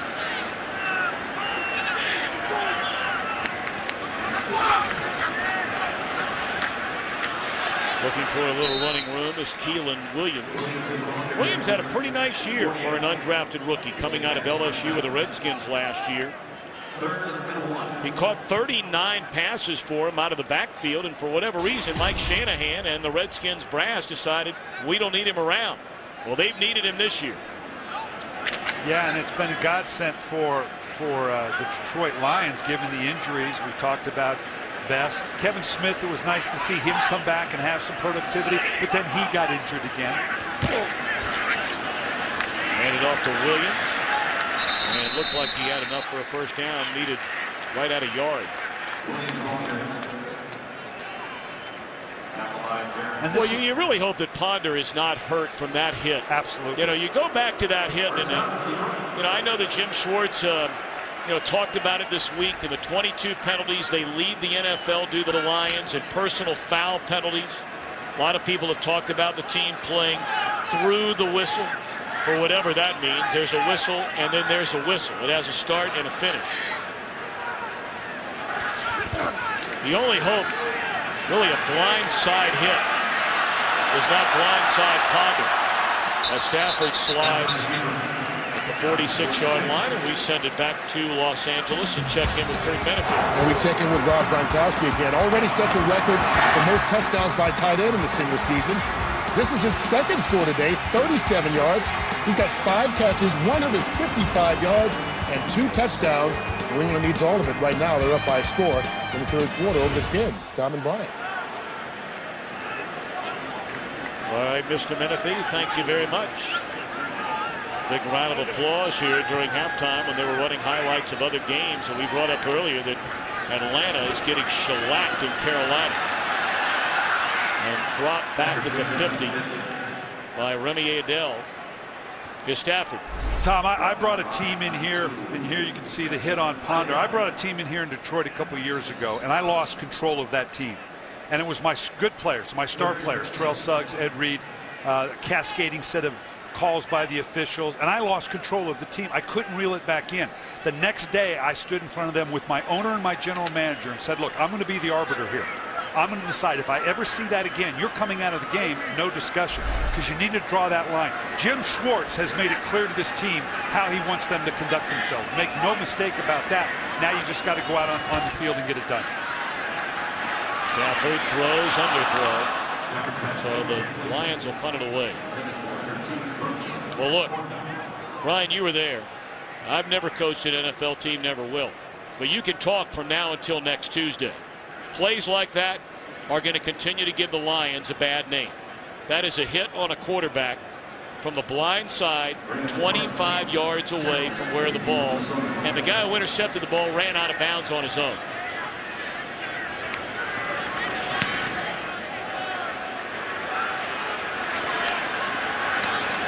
Sherrill's a fair catch at the 12. So 8:02 to play here in the third quarter, and the Lions with a big lead.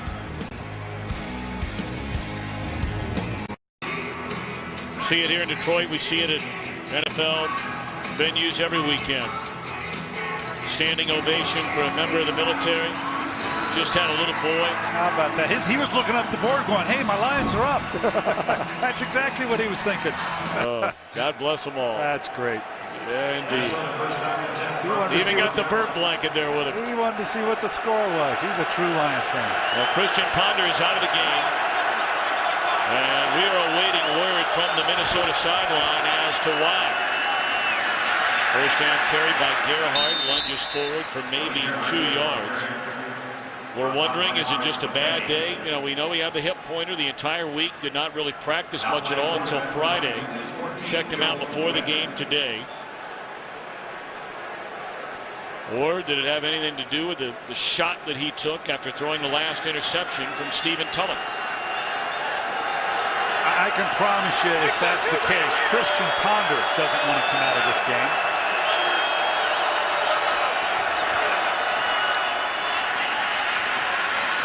And on a 2-10 football team that's all about developing the 12th pick of last year's draft, it's painful, I understand that. But this is where you learn in those situations. 3 interceptions, 4 turnovers all told by Ponder.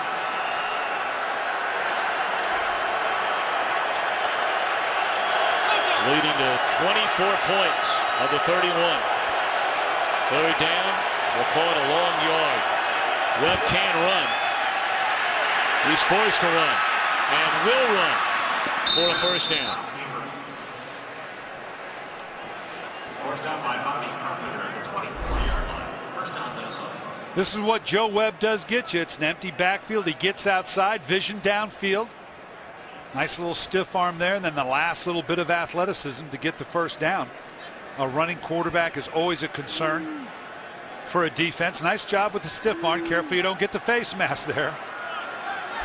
Now we have seen Webb. In fact, we saw him last week as a wide receiver, made his first career start. That's right, backup quarterback, started as a wide receiver last week. 27. Playing in his 12th game. He made 3 starts at the end of last year, but for Ponder, a day to forget. An early interception after a fumble was recovered for a touchdown. It led to a touchdown there. The interception by Alphonso Smith, his second, turned into a touchdown. Threw a couple of touchdown passes, the last one to Harvard. So now Webb, who you may remember, started against Philadelphia, got a win last season. That one is incomplete.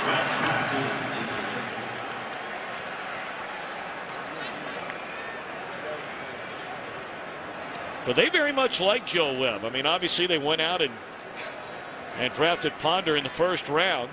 Webb, a 6th-round pick in 2010 out of the University of Alabama at Birmingham. He can do a lot of things. He can run, he can catch, and they think he can be a good quarterback. And there was a point where they really thought, primarily this was under Brad Childress, that they thought Webb could very well become that starter for them when Brett Favre was there and before they took Ponder, that he might develop into that guy. Well, he avoids trouble looking down the field, and he will get a first down. Second first down run on a 3rd down play up to the 35-yard line. Again, you're going to see the rush on the outside here and some pressure. Excuse me, they brought it inside. Gets to the outside, and he has this kind of speed. Now, Ponder has shown this ability as well, but it's this type of athleticism that gets you these cheap first downs. Harvin now transitioning. You can see right here. Watch him turn and go on first down. He knows where the first down. That's just a complete athlete there on Harvin's part. Knowing where that first down is and knowing that last hit might have kept him from getting the conversion. Play action fake. Webb underthrows an open receiver across the riddle. Aromashadu. 2nd down. Well, the good news, bad news for Minnesota. Let's remember that Christian Ponder did not take a lot of snaps this week because of the hip. Really only practiced the last day on Friday, which means Joe Webb got a majority of the snaps on Wednesday and Thursday. Certainly that's going to help him, obviously. And right now, Detroit's got to adjust their game plan a little bit. We've seen right now, he gets outside the pocket. They got to rush down, slow down the rush lanes, keep him in the pocket, make Joe Webb throw from inside the pocket. Don't let him get outside again. Gerhardt escaped a big loss. Got away from Cliff Averill, got away from Bobby Carpenter, but eventually run out of bounds, getting back to the line of scrimmage. So 3rd down and 10 for Webb, who coming into this game has only thrown 2 passes all year long.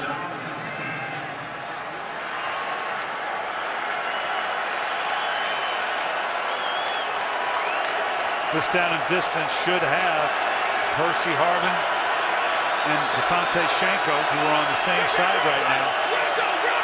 Here and here should have that written all over them, and Rudolph's on the backside. Those are your biggest targets. Blitz coming. Webb steps out of it. And for a 3rd straight time, he runs for a 1st down, and this one may go the distance, and it will for a touchdown. Joe Webb goes 50, make it 65 yards for a touchdown. My, oh my. We say it every week, Tom. I want you to watch this rush on the outside. He goes inside right there. You can almost see, gosh, no, I shouldn't have done that. Although he looks like he's pulling up a little bit. You cannot let a ball carrier or you cannot let a quarterback with that kind of athleticism get outside the perimeter of the defense. Do everything you can to keep them in the pocket. That was a longer run than Adrian Peterson's best this season.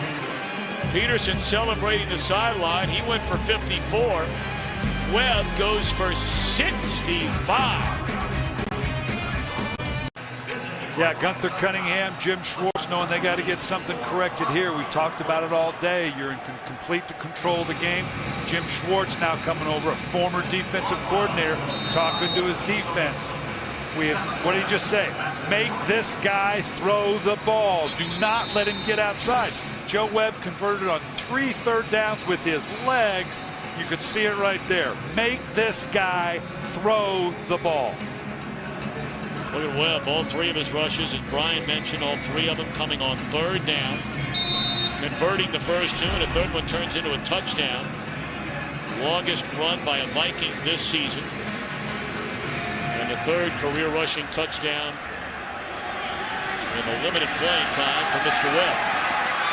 So all of a sudden we have a 10-point game. Maybe not for long. Flags all over the field. Logan races down the sideline and is dragged down out of bounds at the 33. But again, there are flags at the other end.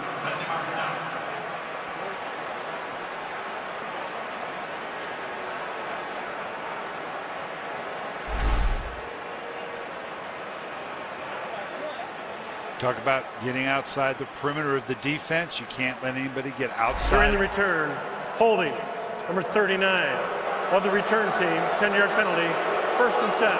Well, I want to tell you, Timeout on the field. Jim Schwartz was working those officials over. That wipes out a 71-yard return.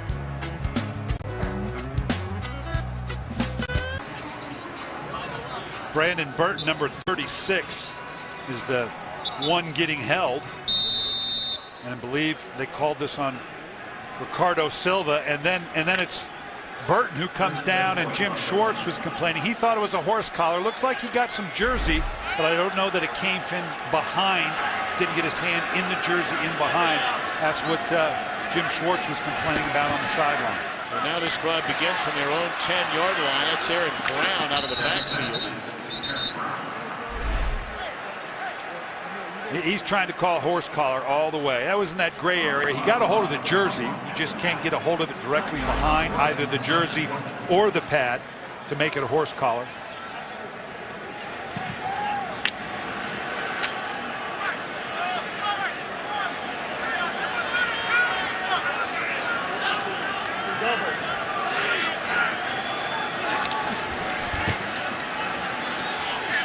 Denied a 1st down on 2nd and a yard. Robinson coming off the edge to make the tackle. So now here we are again, 3rd down and a yard. We brought it up earlier.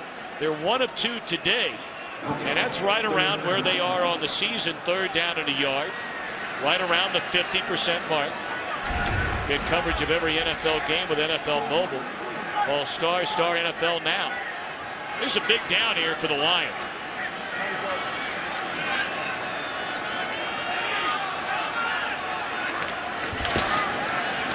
And a big play for the Lions. Titus Young all the way up to the 45-yard line. Good call and executed perfectly. Yeah, I'm not so sure this wasn't what's called a smoke route, where he just raises up because he saw the pressure. They obviously loaded the box to stop the run. That removes the inside coverage. The only guys that knew they were throwing it was Young and the quarterback Stafford. Mistral Raymond, the injured Viking. We take an injury timeout. 10-point game with 2:50 in the third. Mistral Raymond, the rookie out of South Florida, injured a moment ago, jogging back into the Minnesota locker room. Jared Page, number 24, takes his place, and he's playing about 35 yards down the field. He's complete on the first down pass. And Stafford slow to get up. Where Stafford missed 19 games his first 2 years in the league. Boy, and he gets the ball. He has to get the ball out a little quicker than he wanted, and he got sandwiched on that one. You got to hope Stafford just can shrug this one off, because his 13 games this year matched the total he had in the first 2 years. You hope that he can, this is just something he can shrug off. He looks a little wobbly right now. He's going to hand it off. A second down run, a good second down run by Keelan Williams. And yeah, there you're going to look at Stafford. He need a little help with his equipment. And hopefully all that is, he's getting pinched up with his pads there. You can see now there's Sean Hill's on the ready right here. I think he just got sandwiched right there, had to catch his breath, and his pads are poking at him there. Been sacked 5 times. Hit for a 6th time there a moment ago.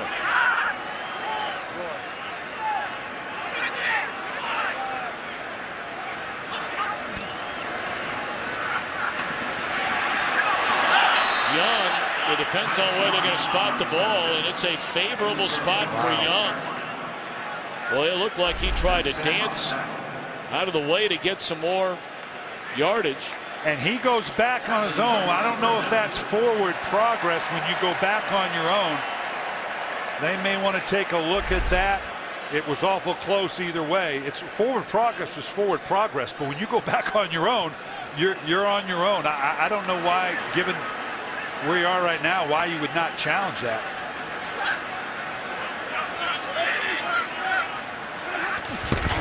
First down, final minute of the third quarter. Maurice Morris back in the game.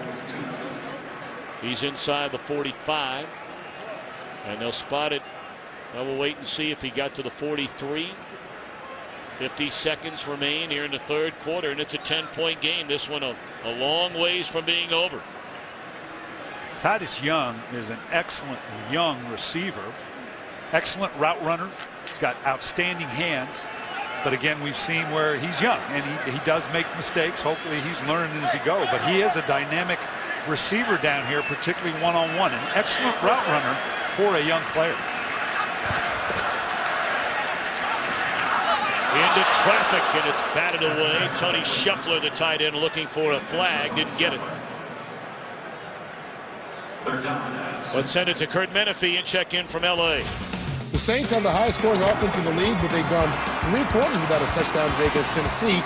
That is until Drew Brees hooked up with a wide open Marcus Colston for the 35-yard score. Right now they lead at 16-10. Tennessee playing with Jake Locker in for the injured Matt Hasselbeck. Tom and Brian. Of course, Jake Locker, one of the 3 quarterbacks chosen ahead of Christian Ponder in last year's draft, along with number 1 pick Cam Newton, and of course behind Locker was Blaine Gabbert. Reception made, and in traffic a couple of extra yards for Pettigrew. Well, that's a strong man. That's a heck of a throw, and that is a man's catch by the big tight end. This is what you love about tight ends. You come inside and you've got such a sweep spot to go to these guys, a big physical guy like that. Just what you're looking for at the tight end position.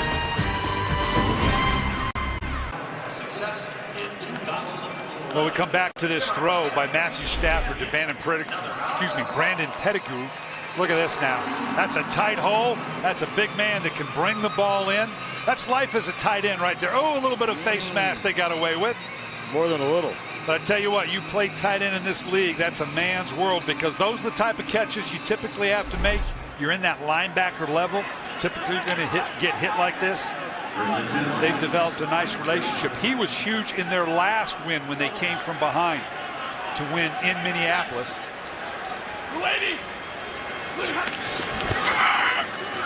Fake it to Logan. Set up the screen to Keelan Williams. I tell you what little we saw Keelan Williams last year, Brian. I brought it up earlier. It's just hard to understand why you'd let a guy like this walk out the door. He can run the ball a little bit, catches the ball out of the backfield. Watch this, well designed. They fake the reverse that kind of holds everybody for a second, and then you throw a screen in behind a fake reverse. That's a great combination there, and obviously he gets a lot on his own. In Washington, they had Halou, the young back that they obviously felt like was going to be good for him. But you're right, anytime you see a player convert like that, you wonder how he got away from the team he was originally with. Yeah, he comes out of a big-time winning program at LSU. There's a horse collar indeed on Robinson. Jim Schwartz is going to go ballistic on this one. Defense, horse collar type tackle, half the distance, 1st and 10. That is a horse collar. Not only the jersey, but the pad. Not much of one. Just got a little bit of it. And I'm not sure he didn't hurt himself more because he landed right on his knee. But that is a dangerous tackle. I've seen far too many injuries come out of that, pulling from behind on the pads. That's a good rule. And then Robinson has to limp off the field. So first down at the 12 for Detroit.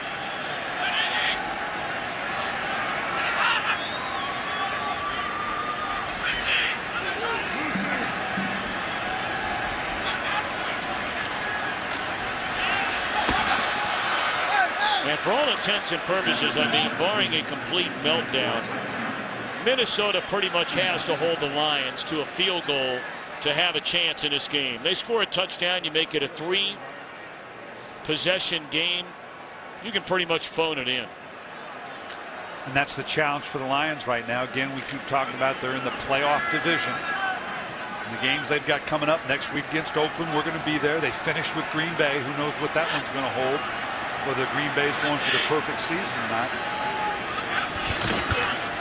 Williams up through the middle, barrels his way inside the 5, needed to get to the 2-yard line for a first down. Just a nice little inside trap action in here, little draw action, excuse me, to the weak side. Had the right number count. Good physical. Look at the way he's carrying his pads. I love the way this kid is running. We talk about a short yardage on a 3rd and 1. Down in the red zone, this is the one thing, again, that the Detroit Lions have been missing, the ability to just match up man for man and run the ball when you need to run the ball, that they're going to need as they go forward in this playoff hunt. Williams, I don't think he got there. All right. If indeed he is shy of a first down, if you're Jim Schwartz, if you kick the field goal, it's still a 2-possession game. Do you go for it? And look at this on a no huddle. This is an interesting call. They may try to draw him off sides with this quick a call.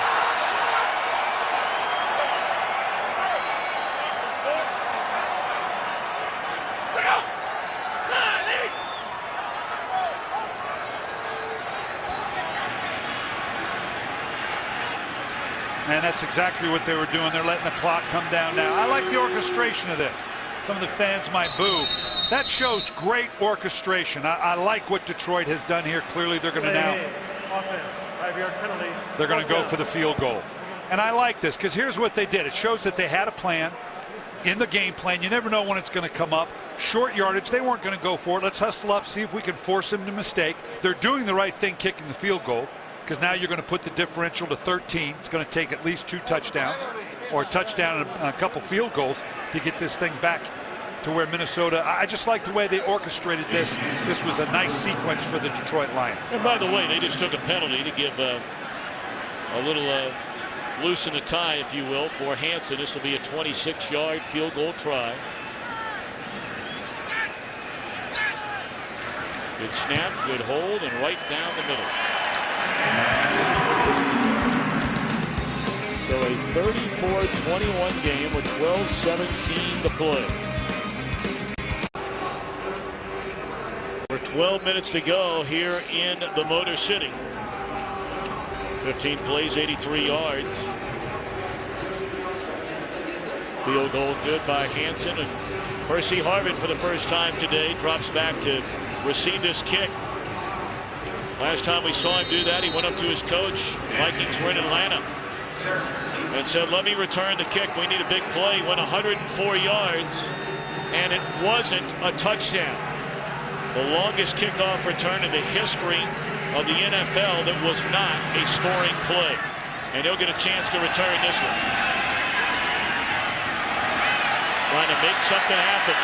The electrifying Percy Harvin across the 30. Man, is he something. Golly day. Passing game, running game, return game. Percy Harvin can do it all. Well, after the big return by Harvin,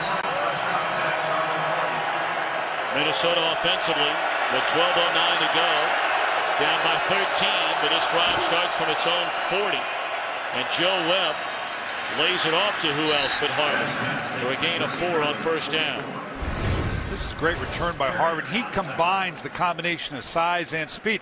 I want you to show right here, though, too. I want you to watch how this is how not to commit a penalty on special teams. He's behind him. He just kind of uses his body. Typically, you'd see a blocking from behind. Nice job there by Anatola. And Harvin, you know, normally you have speed on kickoff return or you have power. This guy has speed and power. Question is, can Joe Webb throw you back into this game? That's incomplete. He had an open receiver, Shenko. That would have turned into a first down. He was under heavy pressure. Now, here we are on a third down. The first series directed by Webb, you may remember. It looked like Detroit blitzed on all 3 third downs. The first 2 times Webb ran for first downs. The third time he ran 65 yards for a first down. If they let him outside the pass rush, you may see Gunther Cunningham standing next to him on the field because he's going to go ballistic. Only a 3-man rush this time. And Webb delivers to Camarillo. That's a first down at the 43-yard line. Nice job here by Joe Webb. It was a 3-man rush with a delayed rush. You can see the 3-man rush. Now he's spying right here. You can see he step up. This was a late rush by Averill, who was backed off the line, and Joe Webb made the throw. Give him credit for that. Nice job. Much more intelligent rush by the Detroit Lions there. Only a second catch in the last 6 weeks for Greg Camarillo.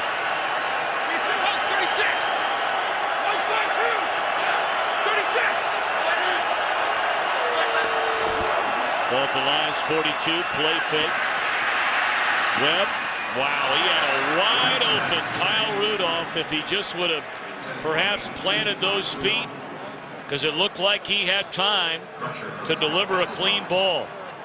Yeah, had he planted his feet a little earlier than Kyle Vanden Bosch here coming off the right side, probably would have eaten him up. Always tough going to the left as a right-handed quarterback. Tried to get it stopped, couldn't quite get himself around for a legitimate throw. Webb on in relief of Christian Ponder. Nothing to report on the injury front by Ponder. Wondered if he would play this week at all because of a hip pointer last week, and that's a first down run by Gerhardt to the 31. And we check in again back in Los Angeles with Kurt Menefee. Well, the Falcons were down 23-7 at halftime, but they've come back with 17 unanswered points. Capped off by the Matt Ryan, Julio Jones 17-yard score.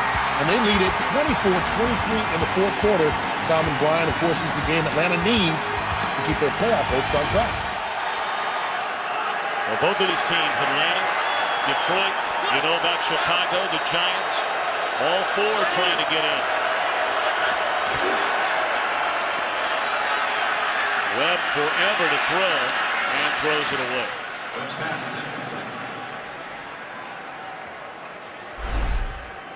You can see the change here. It's coming off the edge. Klein Saucer staying in for protection. The longer it goes, they're going to let Joe Webb try to throw this out. Harvin on the backside, looking for this little fade. Had him early, but obviously trying to read it out. Detroit clearly going for a more passive secondary look. The blitzing that we saw earlier didn't work, so they're going passive now. Four-man rush again into traffic, and it's batted away by Spivey. 3rd down and 10.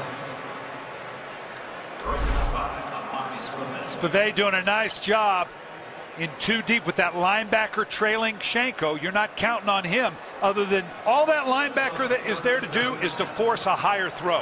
When you play 2 deep, what's a Tampa 2 with the linebacker running down the middle, you're just there to affect the throw. It did. It allowed the safety to come over the top and make the play. Minnesota 7 of 10 on 3rd down, converting its last 4. Big one here.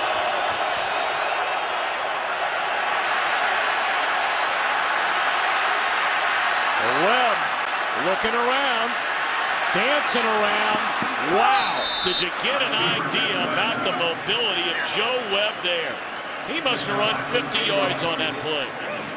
He's a couple of yards short of a 1st down, so now a decision. You need 2 touchdowns to take the lead.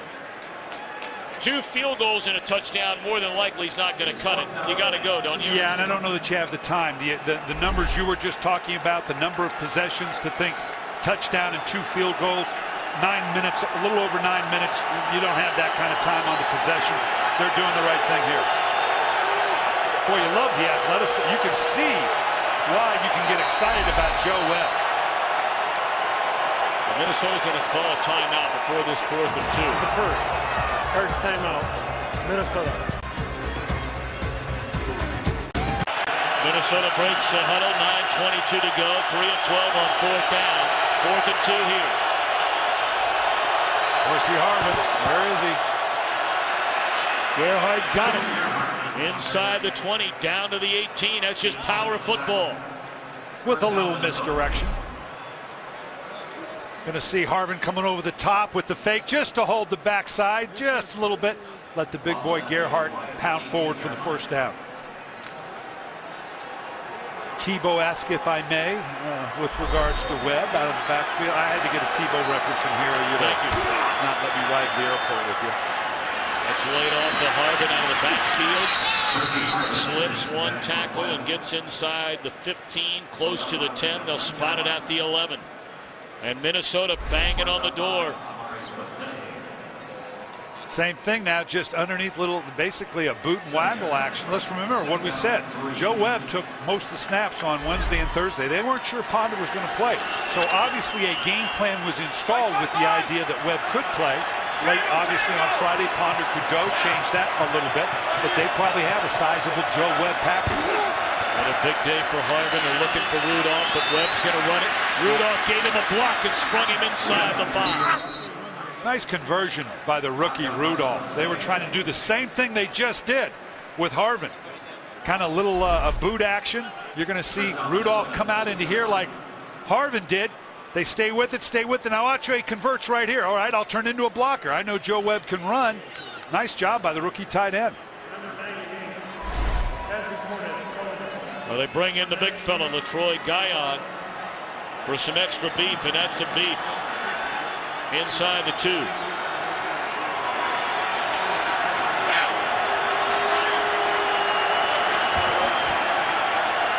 then they throw it.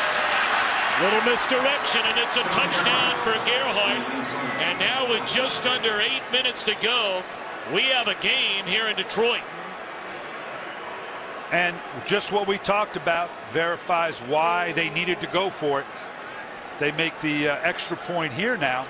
Obviously now we got a legitimate, not only a 1-score game, okay, but it's a 1-score game where you can take the lead.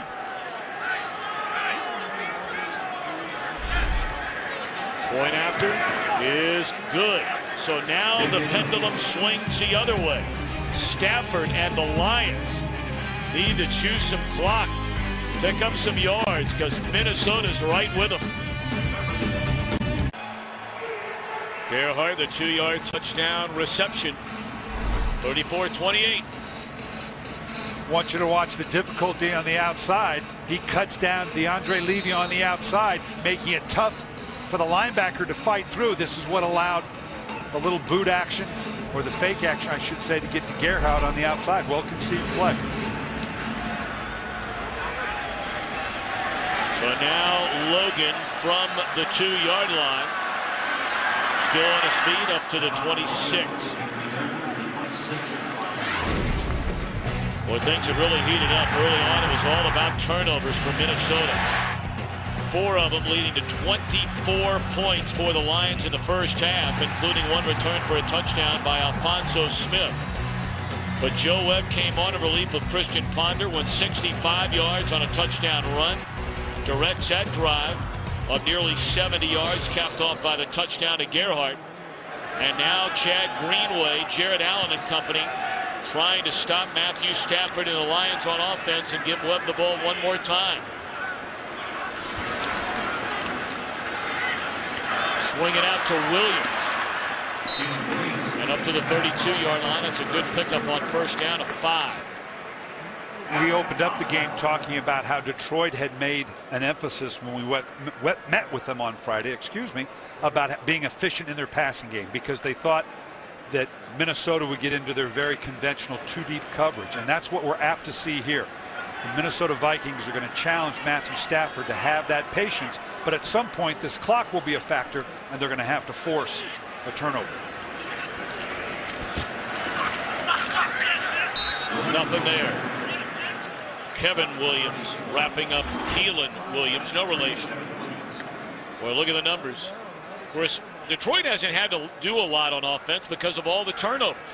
And I want you to check this number right here now. That is 9 penalties. We talked about the penalties in the open. It has cost them here a couple opportunities to create even more separation. That again has been a factor in this game. All right, here we go. This is one of the biggest plays we've had in the game. 3rd down and 4. Stafford converts on 3rd down. Finding Burleson. So the clock will run. Under 6.5 to go. And again, what are we seeing? Short motion in, short intermediate passing game. Good solid pressure on the outside. Good accuracy by Matthew Stafford. And again, Minnesota sitting in a very loose defense that says you're not going to get the big play. That's all well and good, but at some point they're going to have to get an out because the clock is becoming more and more a factor. Well, we're under 6 minutes to go. Stafford letting that play clock go all the way down to 3. And then the catch is made by Calvin Johnson and a good tackle by Sherrills to avoid a huge gain, but it's a gain of 8. And you can see they're in the slot right now. The nickelback Sherrills at 5'10" is not going to be a match for Calvin Johnson at 6'4", 6'5". Putting him in the slot is a good idea on the part of Detroit, because outside they can roll the coverage. Inside you can either bracket him or hope that the outside coverage gobbles him up. But one-on-one, he's going to beat pretty much anybody on the inside. Keelan Williams on 2nd down, and he loses yardage. Big Kevin Williams, who over these last 3-4 weeks is healthy for the first time all year long, and he's playing like a guy who's been to 5 Pro Bowls. So here we are again on another 3rd down. I'll be interested to see if they put Calvin Johnson in the slot again, and Brandon Pettigrew, who is likely to be lined up against a linebacker. And that's exactly what they've done. Now Pettigrew is motioning over to the other side. 56.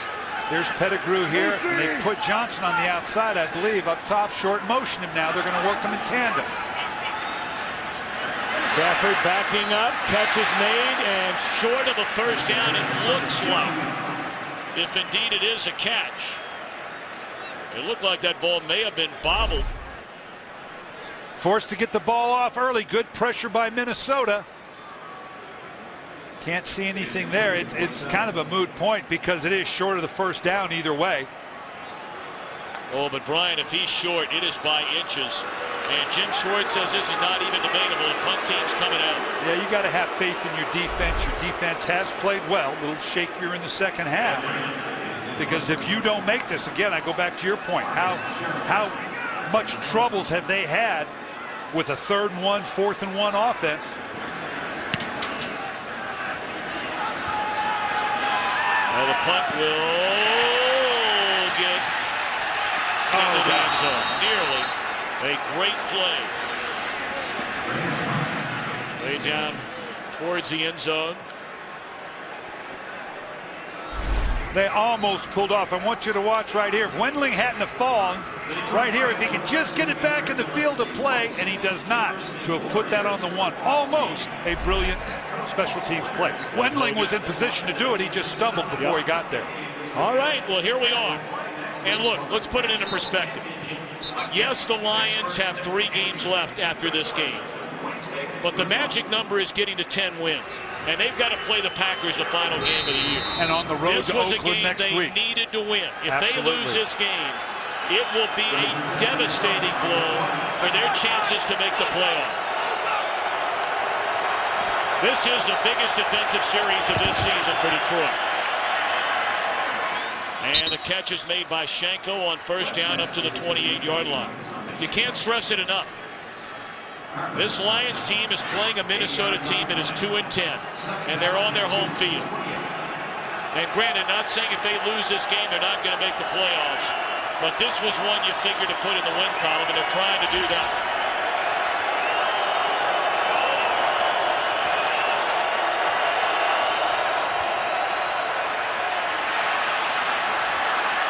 Webb will run out of bounds, and that's another 1st down. Up to the 33-yard line.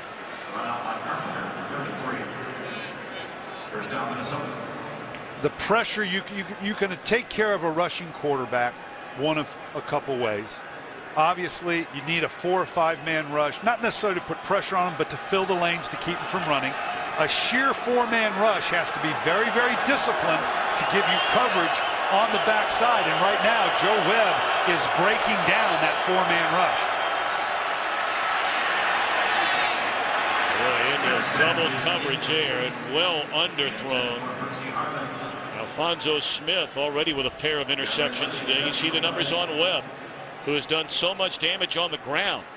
65 of the 99 yards rushing came on the 65-yard touchdown run.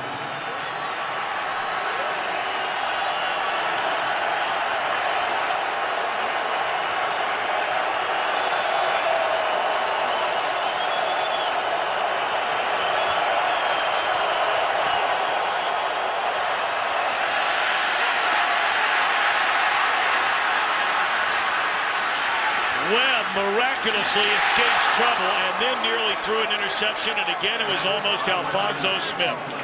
Camarillo playing the defender. This is just a matter of transition. This is going to be a great play or a, oh my gosh, what are you doing? And you can see here late, Camarillo doing a nice job. He's got to turn into the defender to get that thing on the ground because an interception would have been lethal.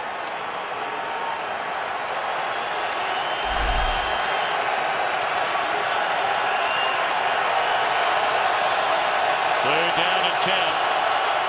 Percy Harvin.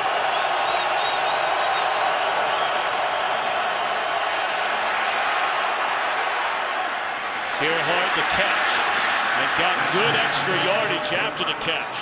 It'll bring up 4th down and less than a yard, depending on where they spot it. Yeah, he looks to be just about a yard, half a yard short. And this is the side, we talk about the physical running style of Gerhardt. It looks like he is short, although that may bring about a challenge. But just that physical running style, he had 3 guys he busted through to get that extra yardage to make this thing even debatable. They're going to measure it.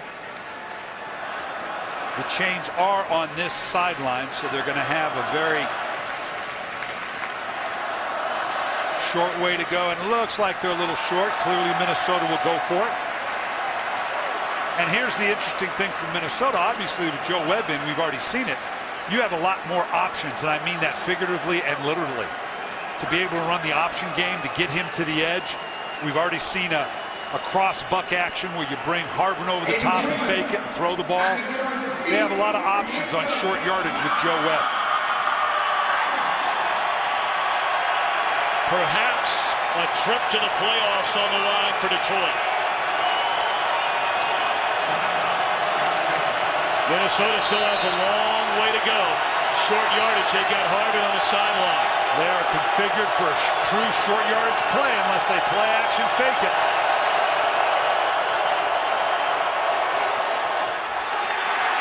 Well, it all depends. Where do they spot it? Minnesota signaling first down. It looks like if that's a spot right there by the line judge, it will be enough for a first down. Well, they'll have the 2-minute warning to check it out. This is a 2-minute warning.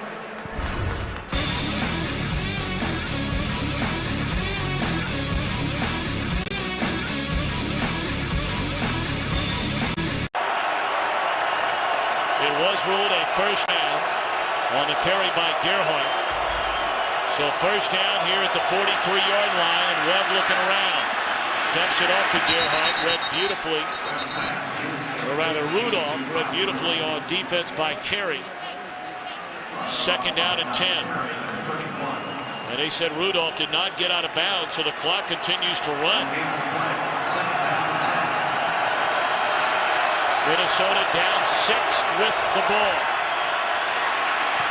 Webb throws, catch is made to the 39-yard line by Camarillo. We mentioned he had only had 1 catch the last 5 weeks. 2 big ones on the last 2 drives. And it's Webb moving around the pocket. You can see how it breaks down the defense. Eventually you've got to come up and take the underneath guys. Webb stepping up in the pocket, buys him time for Camarillo to sit on the rail against 2 deep coverage and get him a big first down. So now the Lions huddle up. Defensively, the Vikings do the same offensively. Minnesota with 2 timeouts left.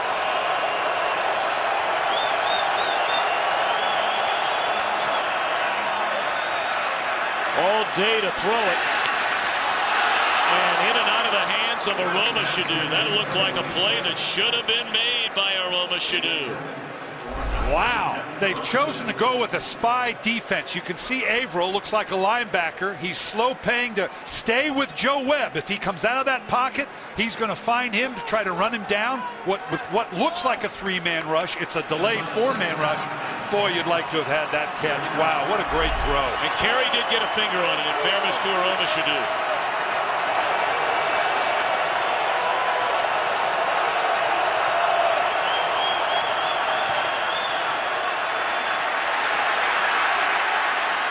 Harvin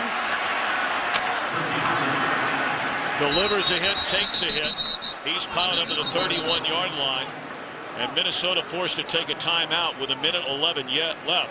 Eric Wright just came back in the game after leaving with a hamstring injury. Again, watch how he keeps this play alive. You can't imagine how this breaks down a defense. You only have the 4-man rush, all but a delayed one. And now these zones start to break down as the play gets elongated. Even if it's just an underneath throw like that, you have to kind of give those up. But with a guy like Percy Harvin, he's going to get some good yardage, even a throw that's made at the line of scrimmage. Well, you know, we get back to Harvin, a young man who has been well documented, has been plagued by migraine headaches, going all the way back to his collegiate days in Florida. And right there, could have gone out of bounds to try and stop the clock, might not have made it, so he just lowered his shoulders and got what he could. This is where we may see a little of the option. We see Harvin motion back into the backfield. Yep. Booker, who had a huge fumble earlier in the game, hangs on to it this time and converts on a first down, and the clock is now at 1 minute. And the ball is at the 27-yard line. 1 timeout left for the Vikings.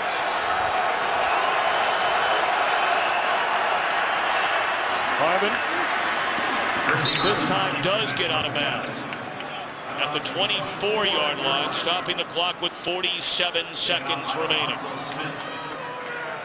For those of you that are just joining us, here you have a Detroit team. Began the year 5-0. They've lost 5 of their last 7, committing 22 penalties in back-to-back losses to Green Bay and New Orleans. They had a 21-0 lead in this game.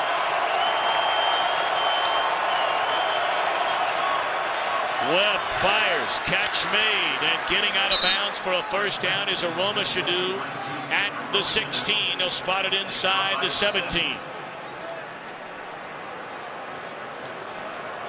First down. Not only was it 21-0 in the first quarter, Lions, it was 31-14 at halftime.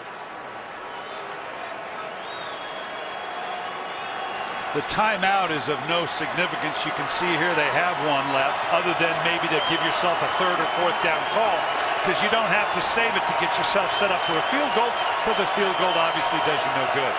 Low snap. Webb digs it out, throws to the end zone, and incomplete. 36 seconds remain. This is the tough call for Gunther Cunningham, because the 4-man rush, or the delayed 3-man with Averill from the linebacker position, isn't putting enough pressure on Webb.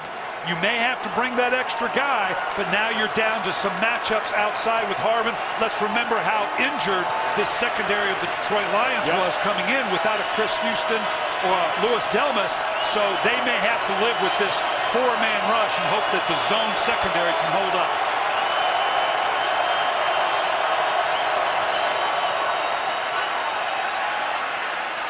The screen to Harvin, and he slips inside the 15 down to the 12-yard line, and Minnesota calls its final timeout of the game.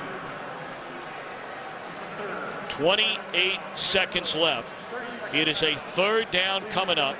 Ball is inside the 12. They need to get to the 6 for a first down. And this is where the Minnesota Vikings, Bill Musgrave, the offensive coordinator, you have no timeouts left. It's a third down. You've got to have 2 calls in the huddle. The last thing you want to do is have an orchestrated third down call. You get up and you're short, and now you've got to get to the line to make a call. Obviously, if they get a first down on this play, they can kill the ball and now give themselves a more orchestrated call. But if you have to make a fourth down play, you don't want to have to rush to get it done.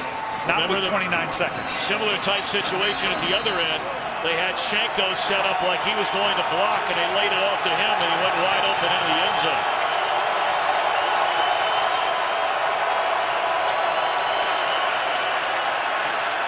Thrown behind Harvin, it's fourth down. That was a pass that should have been made. And Webb just misfired. Just a little bit behind him. Having to be just a little bit safe. DeAndre Levy waiting on the inside, so he needed to throw a little bit back shoulder, but obviously clearly too far behind him. Well, we said it earlier, and now we say it again. Perhaps their playoff hopes rest on this fourth down.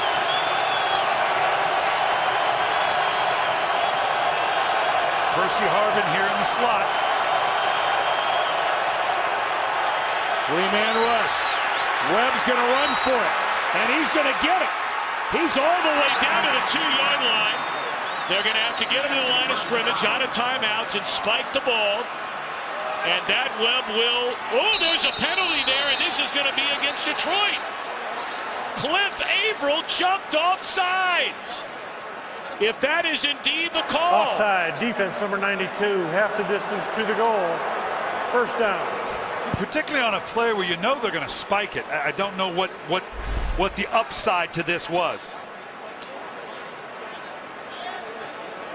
They're clearly jumping it. Well, you're giving them another yard. And how many times have you heard the old adage, the old cliche, every yard matters.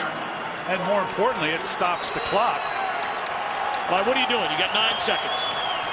Well, if you're going to run some type of option, you know, it's either got to throw the ball, it's clear cut all the way, or run some type of option. Get Joe Webb outside the perimeter of this defense. And Detroit calls timeout. First of this half by Jim Schwartz. The Lions began the year at 5-0. And if you're wondering, if you're one of those people that just like sheer numbers, well, here you have it. When you're 7-6, your chances of making a playoffs are 39%. When you're 8-5, your chances are 70%. Now, there's no guarantee in those numbers, but it is what it is. And let's go back to what we were talking about, the options here. You can run the ball, clearly, but I don't know if you get stopped, if you have the time to get up and kill the ball again like we talked about. You just don't have enough time with 9 seconds. So you've got to get Joe Webb outside the perimeter of this defense, give him a pass option that as it stretches out, maybe I can pull the ball down and run, put it in your athlete's hands and see what he can do with it. Percy Harvin's going to be up here in the slot. This could be up into here. Get Joe Webb out to the right, to the way he wants to go. And you got Rudolph at 6'6" down in the corner.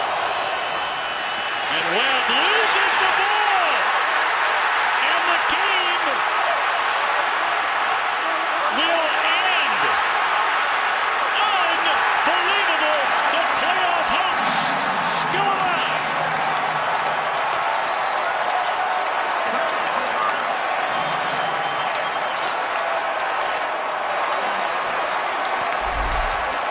And he was doing just what you said, Tom. He was going to go to the fade to Rudolph Hill. He didn't have it. I don't know what got him to pull it back down, but at that point he had limited options. Got away with a face mask here. Oh, my. We're going to come back and see that one all week long, at least in Minneapolis. Wow.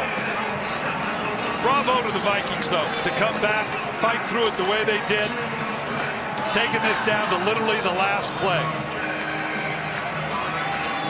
So the Lions hang on.